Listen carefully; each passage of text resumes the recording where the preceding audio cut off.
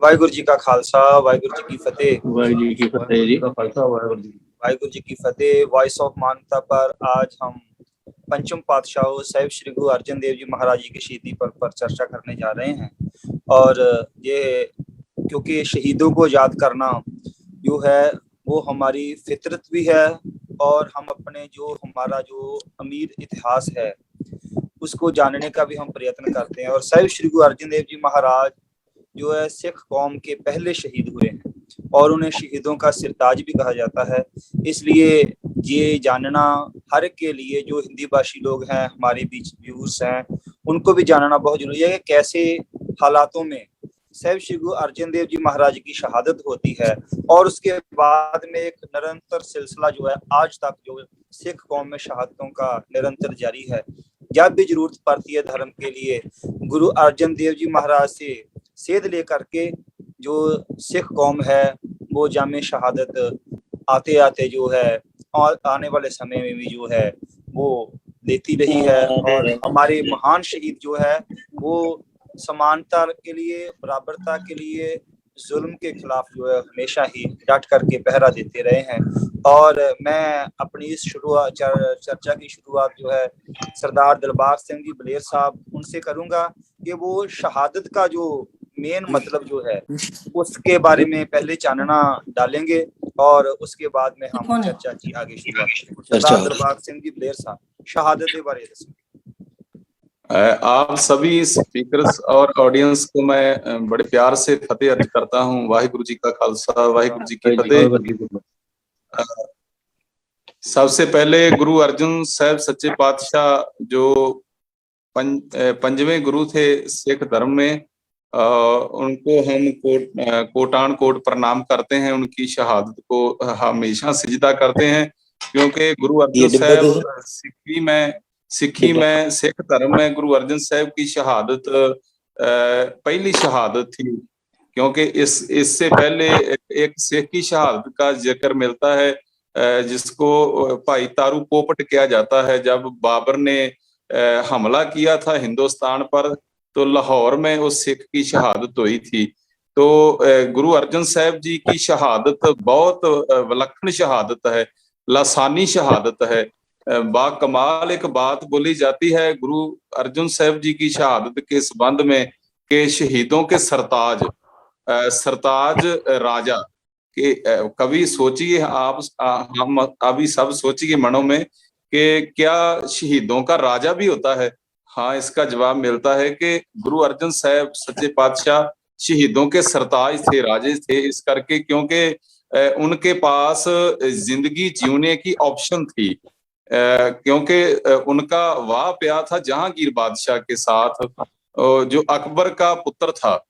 तो उसने तो बहाना बनाया था खुसरो का, क्योंकि खुसरो अकबर का पोतरा था, तो जहांगीर उसका बाप था। तो जब खुसरो ने बगावत कर दी, तो जहांगीर ने उसकी बगावत को दबाया, उसको खत्म किया।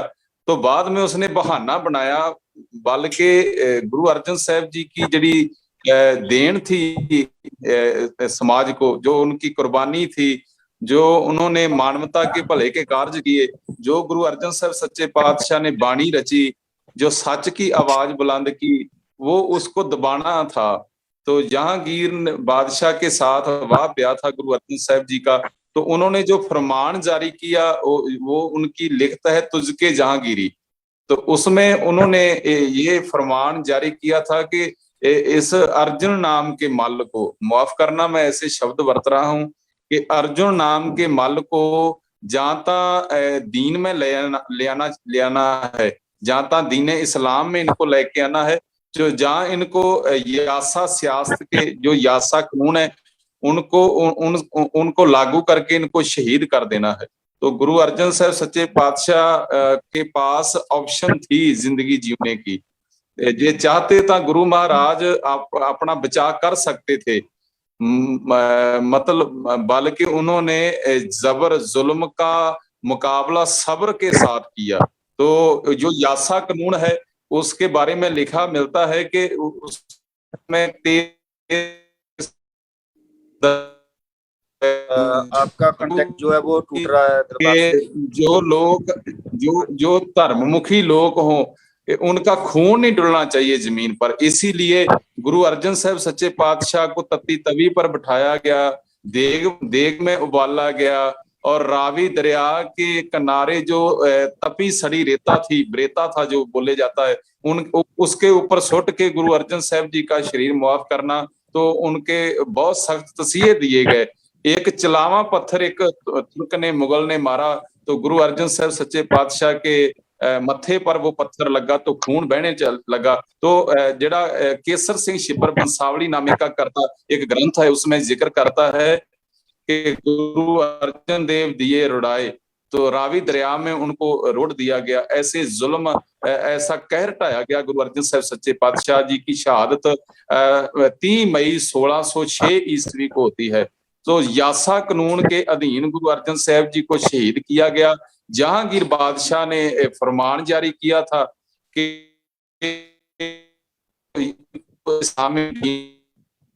यासा के कानून के अधीन शहीद कर दो। तो गुरु अर्जन साहब जी की शहादत ने ऐसा रंग भरा सिखी में, मानवता में, कौम में, बाद में जितनी आज तक शहादत हुई हैं सभी शहादतों के शहीद जो हैं उन्होंने प्रेरणा ली है गुरु अर्जन साहब सच्चे पातशाह की शहादत से। सो ता इनको गुरु साहब जी को शहीदों के सरताज किया जाता है। जो भट्ट है गुरबाणी उच्चारण की है उन्होंने भी ऐसे बोल बोले हैं कि जप्यो जिन अर्जुन देव गुरु, फिर संकट जोन गर्भ न आयो, धरन गगन नव खंड में जोत स्वरूपी रहे बर, भन मथुरा कछ भेद नहीं गुर अर्जुन। सच्चे पातशाह अल्लाह का, खुदा का, वाहिगुरु राम का रूप थे। धरती पर जे को तुरया फिरता रब देखना था किसी ने, तो गुरु अर्जन साहब सच्चे पातशाह आज भी वाणी में वैसी प्रेरणा देते हैं। एक उनका मैं शब्द बोलता हूँ कि गुरु साहब जी ने जो संदेश दिया, जो उपदेश दिया अपनी पावन वाणी में, गुरु साहब का एक बड़ा प्यारा वाक है, वर्त ना रहूं ना मैं रमदाना, तिस सेवी जो रखे नदाना, एक गुसाई अल्लाह मेरा, हिंदू तुर्क दोहूं नवेरा रहाओ, हज काबे जाऊं न तीर्थ पूजा, एक क्यों सेवी अवर न दूजा। गुरु साहब ने ऐसा उपदेश दिया, ना हम हिंदू ना मुसलमान, अल्लाह राम के पिंड पुराण।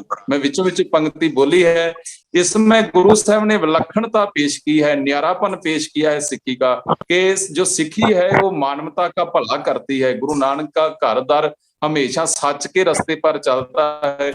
तो यही सबसे बड़े कारण तो बहुत है, समा नहीं मैं सभी कारण बताऊं गुरु अर्जन साहब जी की शहादत के, बट मैं एक कारण बोल देता हूं कि जो गुरबाणी उच्चारण की गुरु साहब ने, बाणी इकट्ठी की, जो सच की आवाज बुलंद की गुरु नानक के घर ने, और जो मानवता के भले के कार्य किए गुरु अर्जन साहब सच्चे पातशाह जी ने, वो सभी कार्य जेडे थे उस सरकार को अच्छे नहीं थे लगते। तो जेडे उस समय जो कट्टरवाद लोग थे, जैसे बोला जाता है शेख अहमद सरहंदी जैसे लोग, मुर्तजा खान जैसे लोग, शेख फरीद बुखारी जिसका नाम है, तो अहमद सर जेड़ा इसके जहांगीर जो है इन लोगों से मिला हुआ था। तो जब जहांगीर बादशाह के हाथ में पावर आई तो उन्होंने खुसरो की बगावत का बहाना बनाकर गुरु अर्जन साहब सच्चे पातशाह को लाहौर में 30 मई 1606 ईस्वी को शहीद कर दिया था।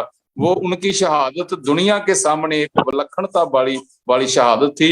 प्रेरणा हमें ये मिलती है, जो सरदार मनदीप सिंह जी ने सवाल हम पर छोड़ा था, प्रेरणा ये मिलती है कि हमने कभी डोलना नहीं है, घबराना नहीं है, कभी हिम्मत नहीं हारनी है, क्योंकि गुरु अर्जन साहब जी ने सब्र दिया है, हमें दृढ़ता दी है। उन्होंने अपनी शहादत, जैसे उन्होंने जुल्म जबर का मुकाबला सब्र के साथ किया था, तो गुरु साहब के जीवन से हमें बहुत बड़ी सहनशीलता और सब्र प्यार की दात की शिक्षा प्राप्त होती है। कुर्बानी का एक वाक है, उलाहनो मैं काहू ना दियो, मन मीठ तुहारो की। कहने का मतलब है कि परमात्मा को जो इतनी बड़ी कुर्बानी हुई है, उसके बाद में परमात्मा को कोई बहाना नहीं दिया, उनको कोई उलंबा नहीं दिया। हम कह देते हैं कि हमारे मन में हमेशा ही रोष होता है, यदि कोई ना कोई दुख आ जाए तो हमारे मन में रोष होता है। और श्री सुखमनी साहब जी की वाणी में गुरु महाराज ने तो कहा ही है, अज्ञानी मन रोष करे। जिसको परमात्मा के भाने की, उसके हुक्म की पहचान नहीं है, वो रोष करता है। और इसमें जो है इस बात की जो है हमेशा ही जो है वो बात आती है कि गुरु महाराज ने उस परमात्मा के हुक्म को बजाया, और ये सिख कौम की हिस्ट्री में एक टर्निंग पॉइंट जिसे कह सकते हैं कि जो सिमरन वाले हाथ है उनके हाथों में शस्त्र आ गए। इस शहादत के बाद एक नए युग का आगाज गुरु अर्जन देव जी महाराज की शहादत में के द्वारा होता है। डॉक्टर कृपाल सिंह जी ਦੇ ਕੋਲ ਮੈਂ ਹੁਣ ਆਵਾਂਗਾ, ਤੁਸੀਂ ਆਪਣੇ ਵਿਚਾਰ ਜਿਹੜੇ ਹੈਗੇ ਆ ਸਾਹਿਬ ਸ੍ਰੀ ਗੁਰੂ ਅਰਜਨ ਦੇਵ ਜੀ ਮਹਾਰਾਜ ਦੀ ਸ਼ਹੀਦੀ ਦੇ ਪ੍ਰਥਾਏ ਰੱਖੋ। Doctor Kripal Singh ji. Thank you ji. Waheguru ji का खालसा वाहिगुरू फतेह। ਵਾਹਿਗੁਰੂ ਜੀ ਫਤਿਹ। ਸਾਰੇ ਭੈਣ ਭਰਾਵਾਂ ਨੂੰ ਗੁਰੂ ਅਰਜਨ ਦੇਵ ਜੀ ਦੀ ਸ਼ਹੀਦੀ ਤੋਂ ਮਿਲ ਜੁਲ ਕੇ ਅਸੀਂ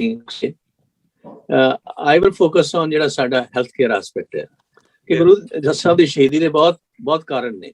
I will just talk about the health care aspect being a physician ਕਿ ਬਈ ਗੁਰੂ ਮਹਾਰਾਜ ਨੇ ਜਦੋਂ ਲਾਹੌਰ ਦੇ ਵਿੱਚ ਫੈਮਨ ਆਇਆ ਉਦੋਂ ਬੜੀ ਸੇਵਾ ਕੀਤੀ ਤੇ ਇਸੇ ਤਰ੍ਹਾਂ ਜਦੋਂ ਕੋੜੀਆਂ ਨੂੰ ਕੋਈ ਪੁੱਛਦਾ ਨਹੀਂ ਸੀ ਉਹਨਾਂ ਦੇ ਇਲਾਜ ਦੇ ਲਈ ਉਹਨਾਂ ਨੇ ਤਰਨ ਦੇ ਵਿੱਚ ਵੀ ਲੈਪਰੋਸੋਰੀਅਮ ਬਣਾਇਆ। ਇਸੇ ਤਰ੍ਹਾਂ ਹੋਰ ਵੀ ਜਿੱਥੇ ਕੋਈ ਗਰੀਬ ਬੰਦਾ ਸੀ ਉਹਨੂੰ ਨਾਲ ਜੋੜਿਆ ਕਿਉਂਕਿ ਗੁਰੂ ਨਾਨਕ ਸਾਹਿਬ ਦਾ ਮਿਸ਼ਨ ਇਹ ਸੀਗਾ ਕਿ ਸਭ ਨੂੰ ਬਰੋਬਰਤਾ ਪਾਵੇ ਤੇ ਜਿੱਥੇ ਵੀ ਗਰੀਬ ਨੇ ਜਿੱਥੇ ਵੀ ਨੀਚ ਨੇ ਉੱਥੇ ਹੀ ਉਹਦੀ ਅਕਾਲ ਪੁਰਖ ਦੀ ਜਿਹੜੀ ਹੈ ਮੇਰਾ ਸਮਾਪਤ। ਇਹ ਜਦੋਂ ਉਹ ਲੈ ਕੇ ਇਸ ਚੀਜ਼ ਨੂੰ ਅੱਗੇ ਅਗਾਂਹ ਵਧਾ ਰਹੇ ਸੀ ਇਸ ਨੂੰ, ਜਿਵੇਂ ਦਰਬਾਰ ਸਾਹਿਬ ਦੀ ਸਥਾਪਨਾ ਹੋਈ, ਗੁਰੂ ਗ੍ਰੰਥ ਸਾਹਿਬ ਜੀ ਦੀ ਬੀੜ ਦੀ ਰਚਨਾ ਕੀਤੀ ਤੇ ਇਹ ਸਾਰੀਆਂ ਚੀਜ਼ਾਂ ਜਿਹੜੀਆਂ ਸੀਗੀਆਂ ਪ੍ਰੀਸਟਲੀ ਕਲਾਸਿਸ ਨੂੰ ਤੇ ਰੂਲਿੰਗ ਕਲਾਸ ਨੂੰ ਚੁਭਦੀਆਂ ਸੀਗੀਆਂ। ਉਹ ਚੁਭਣ ਕਰਕੇ ਕਿ ਵੀ ਇਹ ਸਾਰੇ ਲੋਕਾਂ ਨੂੰ ਇਕੱਠੇ ਕਰ ਰਹੇ ਨੇ, ਸਾਂਝੀਵਾਲਤਾ ਦਾ ਉਪਦੇਸ਼ ਦੇ ਰਹੇ ਨੇ ਤੇ ਵੀ ਉਹ ਫਿਰ ਜਿਹੜਾ ਉਹਨਾਂ ਦਾ ਸਿਲਸਿਲਾ ਸੀਗਾ ਪੜ੍ਹੋ ਤੇ ਰਾਜ ਕਰੋ ਦਾ ਉਹ ਕਾਮਯਾਬ ਨਹੀਂ ਹੋਣਾ ਸੀਗਾ। ਜਾਂ ਮੁਸਲਮਾਨਾਂ ਦਾ ਕਹਿਣਾ ਕਿ ਵੀ ਅਸੀਂ ਸੁਪੀਰੀਅਰ ਹਾਂ ਦੂਜੇ ਹਿੰਦੂਆਂ ਨੂੰ, ਹਿੰਦੂ ਸਾਡੇ ਸਲੇਵ ਚਾਹੀਦੇ ਆ। ਜਦੋਂ ਉਹਨਾਂ ਨੇ ਕਿਹਾ ਨਾ ਹਮ ਹਿੰਦੂ ਨਾ ਮੁਸਲਮਾਨ ਅੱਲਾ ਰਾਮ ਕੇ ਪਿੰਡ ਪ੍ਰਾਣ, ਜਾਂ ਜਿਵੇਂ ਗੁਰੂ ਨਾਨਕ ਸਾਹਿਬ ਨੇ ਕਿਹਾ ਨਾ ਕੋਈ ਹਿੰਦੂ ਨਾ ਮੁਸਲਮਾਨ, ਇਹ ਸਾਰੀਆਂ ਜਿਹੜੀਆਂ ਚੀਜ਼ਾਂ ਨੇ ਨੇੜੇ ਲਿਆ ਰਹੀਆਂ ਨੇ ਲੋਕਾਂ ਨੂੰ, ਯੂਨੀਫਾਈ ਕਰ ਰਹੀਆਂ ਨੇ। ਤੇ ਜਿਹੜਾ ਹੈਗਾ ਰਾਜ ਭਾਗ ਦਾ ਚੱਲਦਾ ਸੀ ਉਸ ਸਮੇਂ ਦਾ, ਚਾਹੇ ਉਹ ਪ੍ਰੀਸਟਲੀ ਕਲਾਸ ਸੀ ਜਾਂ ਉਹ ਸਾਰੇ ਇਹ ਡਿਵੀਜ਼ਨ ਤੇ ਡਿਵਾਈਡ ਐਂਡ ਰੂਲ ਤੇ ਬੇਸ ਸੀਗੇ। ਸੋ ਇਹ ਇੱਕ ਵੱਡਾ ਕਾਰਨ ਸੀ ਜਿਹਦੇ ਕਾਰਨ ਕਿ ਉਹਨਾਂ ਨੂੰ ਅਲੱਗ-ਅਲੱਗ ਥਾਵਾਂ ਤੋਂ ਸ਼ਿਕਾਇਤਾਂ ਹੋਣ ਦੇ ਨਾਲ ਤੇ ਉਹਨਾਂ ਨੂੰ ਅਸੂਲਾਂ ਨੂੰ ਕਹਿੰਦੇ ਸੀ ਤੁਸੀਂ ਆਪਣੇ ਬਦਲੋ ਸਾਡੇ ਨਾਲ ਜੁੜੋ, ਪਰ ਉਹਨਾਂ ਨੇ ਮਾਨਵਤਾ ਦਾ ਜਿਹੜਾ ਅਸੂਲ ਸੀਗਾ ਦ੍ਰਿੜਤਾ ਦਾ ਉਹ ਕਾਇਮ ਦੇ ਦਿੱਤੀ ਪਰ ਆਪਣੇ ਗਲੇ ਤੇ ਇਸੇ ਕਰਕੇ ਫਿਰ ਉਹਨਾਂ ਨੇ ਗੁਰੂ ਹਰਗੋਬਿੰਦ ਸਾਹਿਬ ਨੂੰ ਕਿਹਾ ਵੀ ਸਮਾਂ ਆ ਗਿਆ ਮੇਰੀ ਪੀੜੀ ਦੀਆਂ ਤਲਵਾਰਾਂ ਪੈਣ ਦਾ ਵੀ। ਇਹਨੇ ਪ੍ਰਵਾਨ ਕਰਨਾ ਆਈ ਜਸਟ ਵਾਂਟ ਟੂ ਸੰਖੇਪ ਰੂਪ ਦੇ ਵਿੱਚ ਕਿ how health issues are related to this martyrdom too. Thanks a lot doctor Kripal Singh ji, ਤੁਸੀਂ बहुत ਵਧੀਆ ਵਿਚਾਰ ਜਿਹੜੇ अपने इस परताए रखे। मैं जगदीश जी के पास आना चाहता हूँ। पंचम पातशाह की शहीदी का पर्व है और आप जी ने सरदार दिलबाग सिंह जी से और डॉक्टर कृपाल सिंह जी से जो है उनके विचार जो है हिस्टोरियल तरीके से आप जी ने सरवन भी किए हैं। आप अपने विचार जो है वो हमारे समक्ष रखें। इस शहीदी गुरपुरब के परथाए साहिब श्री गुरु अर्जन देव जी की शहीदी का जो पर्व जो आज मनाया जा रहा है उसके परथाए आप अपने विचार रखें। वाहिगुरु जी का खालसा वाहिगुरु जी की फतेह। आज के इस महत्वपूर्ण विषय पर टॉपिक पर आप जो चर्चा कर रहे हैं ये देश दुनिया के लिए बहुत ही महत्वपूर्ण है क्योंकि गुरुओं की शहादत का इतिहास से भरा पूरा इतिहास है जिसमें जितने भी जी आवाज नहीं जा रही। हाँ जी बाकी जी अपने आप को अनम्यूट कर लो। जगदीश जी बोल रहे हैं, बाकी सारे अनम्यूट कर ਉਹਨਾਂ ਨੂੰ ਕਾਲ ਕਰ ਲਓ। ਤੁਸੀਂ ਬੋਲਦੇ ਉਹਨਾਂ ਨੇ ਕਾਲ ਕਰਨਾ ਤੁਹਾਨੂੰ, ਤੁਸੀਂ ਉਹਨਾਂ ਨੂੰ ਕਾਲ ਕਰ ਲਓ। ਇੱਕੋ ਹੀ ਗੱਲ ਹੈ, ਮੈਂ ਚੰਗੀ ਤਰ੍ਹਾਂ ਦੱਸਦੀ ਆਪਣੀ ਕਨਵਰਸੇਸ਼ਨ ਉਹਨਾਂ ਨੂੰ ਸਵੇਰ ਦੀ, ਜੋ ਬੜੇ ਖੁਸ਼ ਹੋਏ। हाँ जी डॉक्टर कृपाल सिंह जी अपने आप ਨੂੰ ਅਨਮਿਊਟ ਕਰ ਲਓ ਜੀ, ਮਿਊਟ ਕਰ ਲਓ ਆਪਣੇ ਆਪ ਨੂੰ, ਤੁਹਾਡੀ ਆਵਾਜ਼ ਡਿਸਟਰਬੈਂਸ ਹੋ ਰਹੀ ਹੈ। ਹਾਂ ਜਗਦੀਸ਼ ਜੀ ਉਹਨਾਂ ਨਾਲ ਗੱਲਬਾਤ ਕਰ ਲਓ, ਟੈਲੀਫੋਨ ਕਰ ਲਓ ਤੁਹਾਨੂੰ। ਹਾਂਜੀ ਹਾਂਜੀ वाहिगुरु जी को फतेह। सबसे पहले तो गुरु जी के इस शहीदी के पर्व पर सभी मानवता से जुड़े हुए संसार के सभी मानवता के लोगों के लिए यह आज का विषय बहुत महत्वपूर्ण है, क्योंकि गुरु अर्जुन देव जो सच्चे बादशाह थे, उनको इतनी यातना दी गई, इतना कठोर दंड उनको दिया गया था जहांगीर के द्वारा, क्योंकि उन्हें गरम रेत की उसमें उसके शरीर में डाला गया। आप सोच सकते हैं कि जरा सा चिंगारी हमारे शरीर में लगती है तो हमें कितना जलन होता है, और उनको गरम तवे पर बिठाया गया और उनको तरह तरह की यातना दे करके, इतना कठोर यातना मैं सोचता हूँ किसी को नहीं दिया गया होगा जितना गुरु अर्जुन देव। लेकिन उन्होंने सच्चे मार्ग के लिए, सच्चे रास्ता के लिए, मानवता के लिए उन्होंने उनकी उस जो उनको 2 लाख रुपया का हर्जाना भरने के लिए, गलत तरीके से जो हर्जाना भरने के लिए दंडित किया गया था, उससे इनकार किया, क्योंकि वो गलत था और गलत के लिए वो कभी स्वीकार नहीं करते थे। इसके कारण उन्हें ये यातना दी गई, और इसी कारण गुरु अर्जुन देव सच्चे पातशाह को शहीदों के शहीद के गुरु के रूप में उनको जाना जाता है, ऐसा मुझे लगता है। उन्होंने कहा भी है कि तेरा किया मीठा लागे, हरि नाम पदारथ नानक मांगे। ये इसका अर्थ ही बहुत गहरा है और इसको तमाम मानवता के लोगों को समझने की आवश्यकता है। तो मैं आज इतना ही कहूंगा कि गुरु जी को हम ऐसे गुरु के चरणों में कोटि कोटि नमन करते हैं, वंदन करते हैं कि ऐसे गुरु हमारे इस संसार में आए और सच के मार्ग में हमें चलने का संदेश दिए। उनका यह जो शहीदी दिवस है हमारे लिए, मानवता के लिए प्रेरणा का दिवस है, ऐसा मैं सोचता हूँ। ਭੈਣ ਜੀ ਅਨਮੇਸ਼ਵਰ ਕੌਰ ਜੀ ਆਪਣੇ ਆਪ ਨੂੰ ਅਨਮਿਊਟ ਕਰੋ। ਭੈਣ ਜੀ ਅਨਮੇਸ਼ਵਰ ਕੌਰ ਤੇ ਆਪਣੇ ਵਿਚਾਰ ਸਾਹਿਬ ਸ੍ਰੀ ਗੁਰੂ ਅਰਜਨ ਦੇਵ ਜੀ ਮਹਾਰਾਜ ਦੇ ਸ਼ਹੀਦੀ ਪੁਰਬ ਦੇ ਸੰਬੰਧ ਵਿੱਚ ਆਪਣੇ ਵਿਚਾਰ ਸਾਡੇ ਸਾਹਮਣੇ ਰੱਖੋ। ਉਹਨਾਂ ਦੇ ਮਹਾਰਾਜ ਦੇ ਜੇ ਜੀਵਨ ਦੇ ਉੱਤੇ ਥੋੜੀ ਝਲਕ ਪਾਓਗੇ ਤਾਂ ਮੈਨੂੰ ਜ਼ਿਆਦਾ ਖੁਸ਼ੀ ਹੋਏਗੀ, ਕਿਉਂਕਿ ਅਸੀਂ ਇੱਕ ਇੱਕ ਟੌਪਿਕ ਸਾਰੇ ਜਾਣੇ ਵੰਡ ਸ਼ੇਅਰ ਕਰ ਲੈਣੇ, ਤੁਸੀਂ ਥੋੜਾ ਜੀਵਨ ਦੇ ਉੱਤੇ ਬੋਲ ਸਕਦੇ। ਵਾਹਿਗੁਰੂ ਜੀ ਕਾ ਖਾਲਸਾ, ਵਾਹਿਗੁਰੂ ਜੀ ਕੀ ਫਤਿਹ। ਸ਼ਹੀਦਾਂ ਦੇ ਸਰਤਾਜ, ਮਨੁੱਖਤਾ ਦੇ ਪੈਰੋਕਾਰ ਗੁਰੂ ਅਰਜਨ ਸਾਹਿਬ ਜੀ ਦੀ ਸ਼ਹੀਦੀ ਨੂੰ ਕੋਟਾਨ-ਕੋਟ ਪ੍ਰਣਾਮ ਕਰਦੇ ਹਾਂ। ਗੁਰੂ ਅਰਜਨ ਸਾਹਿਬ ਬਹੁਤ ਵੱਡੇ ਵਿਦਵਾਨ ਸਨ। ਉਹਨਾਂ ਨੂੰ ਫਾਰਸੀ ਦਾ ਗਿਆਨ ਸੀ। ਉਹਨਾਂ ਨੇ ਸੁਖਮਨੀ ਸਾਹਿਬ ਦੀ ਰਚਨਾ ਕੀਤੀ, ਸ਼ਬਦ ਹਜ਼ਾਰੇ ਦੀ ਰਚਨਾ ਕੀਤੀ। ਜਦੋਂ ਉਹਨਾਂ ਨੂੰ ਆਪਣੇ ਰਿਸ਼ਤੇਦਾਰ ਦੀ ਸ਼ਾਦੀ ਤੇ ਜਾਣਾ ਸੀ, ਉੱਥੇ ਗਏ ਤੇ ਉਹਨਾਂ ਨੇ ਵਾਪਿਸ ਆਣਾ ਸੀ, ਉਹਨਾਂ ਨੂੰ ਬੁਲਾਇਆ ਨਹੀਂ ਗਿਆ। ਉਹ ਚਿੱਠੀਆਂ ਭੇਜਦੇ ਸੀ ਆਪਣੇ ਪਿਤਾ ਜੀ ਨੂੰ, ਉਹ ਚਿੱਠੀਆਂ ਉਹਨਾਂ ਤੱਕ ਤੰਦੂਰ ਨਹੀਂ ਸੀ ਪਹੁੰਚਣ ਦਿੰਦਾ, ਔਰ ਉਹ ਚਿੱਠੀਆਂ ਸ਼ਬਦ ਹਜ਼ਾਰੇ ਦੇ ਰੂਪ ਵਿੱਚ ਪ੍ਰਕਾਸ਼ਿਤ ਨੇ। ਰਚਨਾ ਹੈਗੀ ਉਹਨਾਂ ਦੀ। ਉਹਨਾਂ ਨੇ ਲਿਖਿਆ, ਮੇਰਾ ਮਨ ਲੋਚੇ ਗੁਰਦਰਸ਼ਨ ਤਾਈ, ਬਿਲਪ करे त्रिके न्याय, त्रिका न उतरे नींद न आवे, बिन गुरदर्शन संत प्यारे जियो, हऊ को लीजियो कोल कमाई, गुरदर्शन संत प्यारे जियो। चिट्ठियां जरूर किसी तरीके गुरु रामदास जी तक पहुंचिया, तो उन्होंने गुरु अर्जन साहब जी ਨੂੰ वापिस बुलाया। गुरु अर्जन साहब जी फारसी के बहुत बड़े विद्वान सन। उन्होंने सुखमनी साहब की रचना की थी। उन्होंने तरन तारण साहब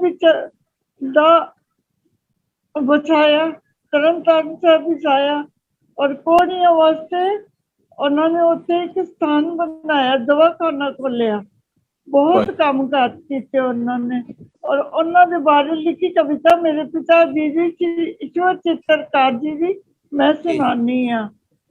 पंचम पिता, पंचम पिता दी महिमा किस दीप नाल गावा, तपदे दिलां नूं बख्शी जिस जात सुखमनी दी, खंडन हनेर करदी प्रभात सुखमनी दी, एक बार पा लईए जिस झात सुखमनी दी, सुवासां च उस दी बानी फिर क्यों ना मैं रचावां, पंचम पिता दी महिमा इस जीभ नाल मैं गावां।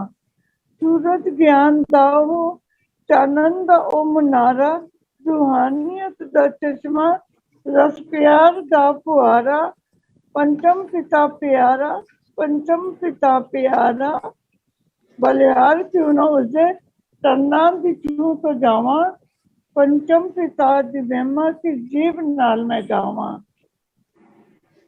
रहमत उसकी जीभा एहो है चाह मेरी फड़के गदा गरीबी जिस तार रेल दिते तत्ती तवी चौपाने दे भेत खोल दिते जिस रहमतां दे दरिया हथ दिल ते डोल दिते स्वासां च उसकी बाणी फिर क्यों न मैं रचावा पंचम पिता दी महिमा की शुरू जीभ नाल मैं गावा। धन्यवाद। हाँ जी, बहुत बहुत शुक्रिया भैन जी अनिमेश्वर कौर जी, तुसी गुरु अर्जन देव जी महाराज के इतिहास के उपर चाहे ते उन्हां दे बाबत काव्य रचना भी जिहड़ी हैगी तुसी पेश कीती है। असी अपने वालों तुहाडा जिहड़ा बहुत ही शुक्रिया अदा करते हैं। साडे नाल डॉक्टर कुलविंदर सिंह जी जुड़े हैगे आ ते असी उन्हां दे कोल हुण जा रहे हैं ते तुसी है ना सानू गुरु महाराज दे शहीदी दे कारनां दे विच जिहड़ा कारण चंदू दे नाल जिहड़ा क्लैश हुंदा हैगा उस टॉपिक दे परथाए जिहड़ा है ना तुसी सानू अवगत कराओ सारे श्रोतियां नू। जिहड़ा चंदू दे नाल जिहड़ा कारण बनदा ना जिहड़ा आपां ओहदे ते डिस्कस करांगे। फिर अगला जिहड़ा कारण है फिर मैं होर अपने दूसरे इनवाइटीज नू दूंगा। तुसी जिहड़ा चंदू दे नाल जिहड़ा क्लैश है ना ओहदे बारे सानू चर्चा जिहड़ी हैगी साडे कोल ये जिहड़ा शहीदी दा इक वाहिगुरू जी का खालसा वाहिगुरू वाहिगुरू खालसा वाहिगुरू जी फतेह। मेरी आवाज क्लियर है जी? जी आवाज आवाज आ रही? ठीक है। चंदू बारे देखो जी इतिहास तो चलो मैं इन्ना वाकफ नहीं गा डीपली, लेकिन जो मतलब सुनिया मैं कुछ गुरु प्यारिਆਂ ਕੋਲੋਂ यही है कि ਜਦੋਂ चंदू दे बेटे नाल रिश्ते की गल हुई ते उन्हें एक बड़ा मतलब गलत लफ्ज जिहड़ा गुरु घर दे लई अनसत्कारित लफ्ज वरत लिया कि तुसी एक ही कर दिता है कि तुसी जिहड़ी चबारे दी टमोरी नूं लाए।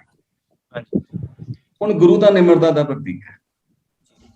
गुरु नूं कोई इस तरह करे तो गुरु सुखमनी साहब गुरु साहब सिद्धा ही लिखते हैं कि आपस को जो जाने नीचा सो गनिया सब ते गुरु ते निमरता दा पुंज है। लेकिन जिहड़ी सिख संगत है, सिख संगत ने कहा कि गुरु साहब यह चीज सानू बिल्कुल एक्सेप्टेबल नहीं है कि साडे गुरु जिहड़ा समर्थ परमात्मा खुद है ਉਹਦੇ बारे कोई ਇਹ ਲਫ਼ਜ਼ ਵਰਤੇ ਇਹ ਸਾਨੂੰ बिल्कुल एक्सेप्टेबल नहीं है। सो ते गुरु साहब ਦਾ ਕੀ ਸੀ ਕਿ गुरु साहब ਦਾ ਇੱਕੋ ਹੀ ਸੀ ਜਿਹੜਾ ਕਿ गुरु साहब सिख संगत ਨੂੰ बहुत मान ਦਿੰਦੇ ਸਨ। ਜਿਸਾ ਦਸਮ ਪਾਤਸ਼ਾਹ ਨੇ ਕਿਹਾ कि नहीं की कृपा के सजे हम। गुरबाणी च भी आंदा है कि मेरी बंदी भगत छुड़ावे बांधे भगत ना छूटे मोहे। एक समय मोको कह बंद है तो फुन मुंह पे जवाब ना होए। ठीक है, अगे की कहते ने मैं गुरबंद सगल की जीवन पर मेरी जीवन मेरे दास। गुरु साहब कहते भाई सारे संसार के लिए मैं करता हो सकता हूं, लेकिन जेडे मेरे सिख सेवक ने वो मेरा जीवन। जिदा एक पिता बच्चों तो बिना नहीं रह सकता, माता बच्चों तो बिना नहीं रह सकती, गुरु साहब नूं भी सिख इस तरह प्यारे। सो इहदे परथाए दे विच जिहड़ा गुरु साहब ने फिर जो सिख संगत ने कहा कि गुरु साहब एक्सेप्टेबल नहीं है, तो गुरु साहब सिख संगत का क्या कदर सी मोड़ते, क्योंकि क्या प्यार च सी सिख संगत ने भी स्वैमान च क्या सी, हंकार च नहीं सी क्या तो से वो गुरु साहब ने रिश्ता रिजेक्ट करता। सो वो नैचुरल सी कि चंदू जो अपने आप को बड़ा वड्डा दीवान समझदा सी, बड़ी बड़ी अथॉरिटी समझदा सी, उन्होंने यह चीज कित्थों डाइजेस्ट होनी सी कि मतलब गुरु साहब रिश्ते को रिजेक्ट करते हैं। भावें उन्हें खुद भी गलत शब्दावली वरती सी, पर उन्होंने ये चीज इंसल्ट फील हुई कि मतलब गुरु साहब मेरा रिश्ता करता। तो उन्हें फिर ये जिहड़ियां सारियां गुंदां गुंदरियां शुरू कर दित्तियां कि जिहदे विच उन्हें दूसरे पासे जिहड़ी उस वेले दी सल्तनत सी उहनूं भड़काना शुरू। ते इन्ना ची मैं इस चीज दे बारे जानदा। बहुत धन्यवाद जी।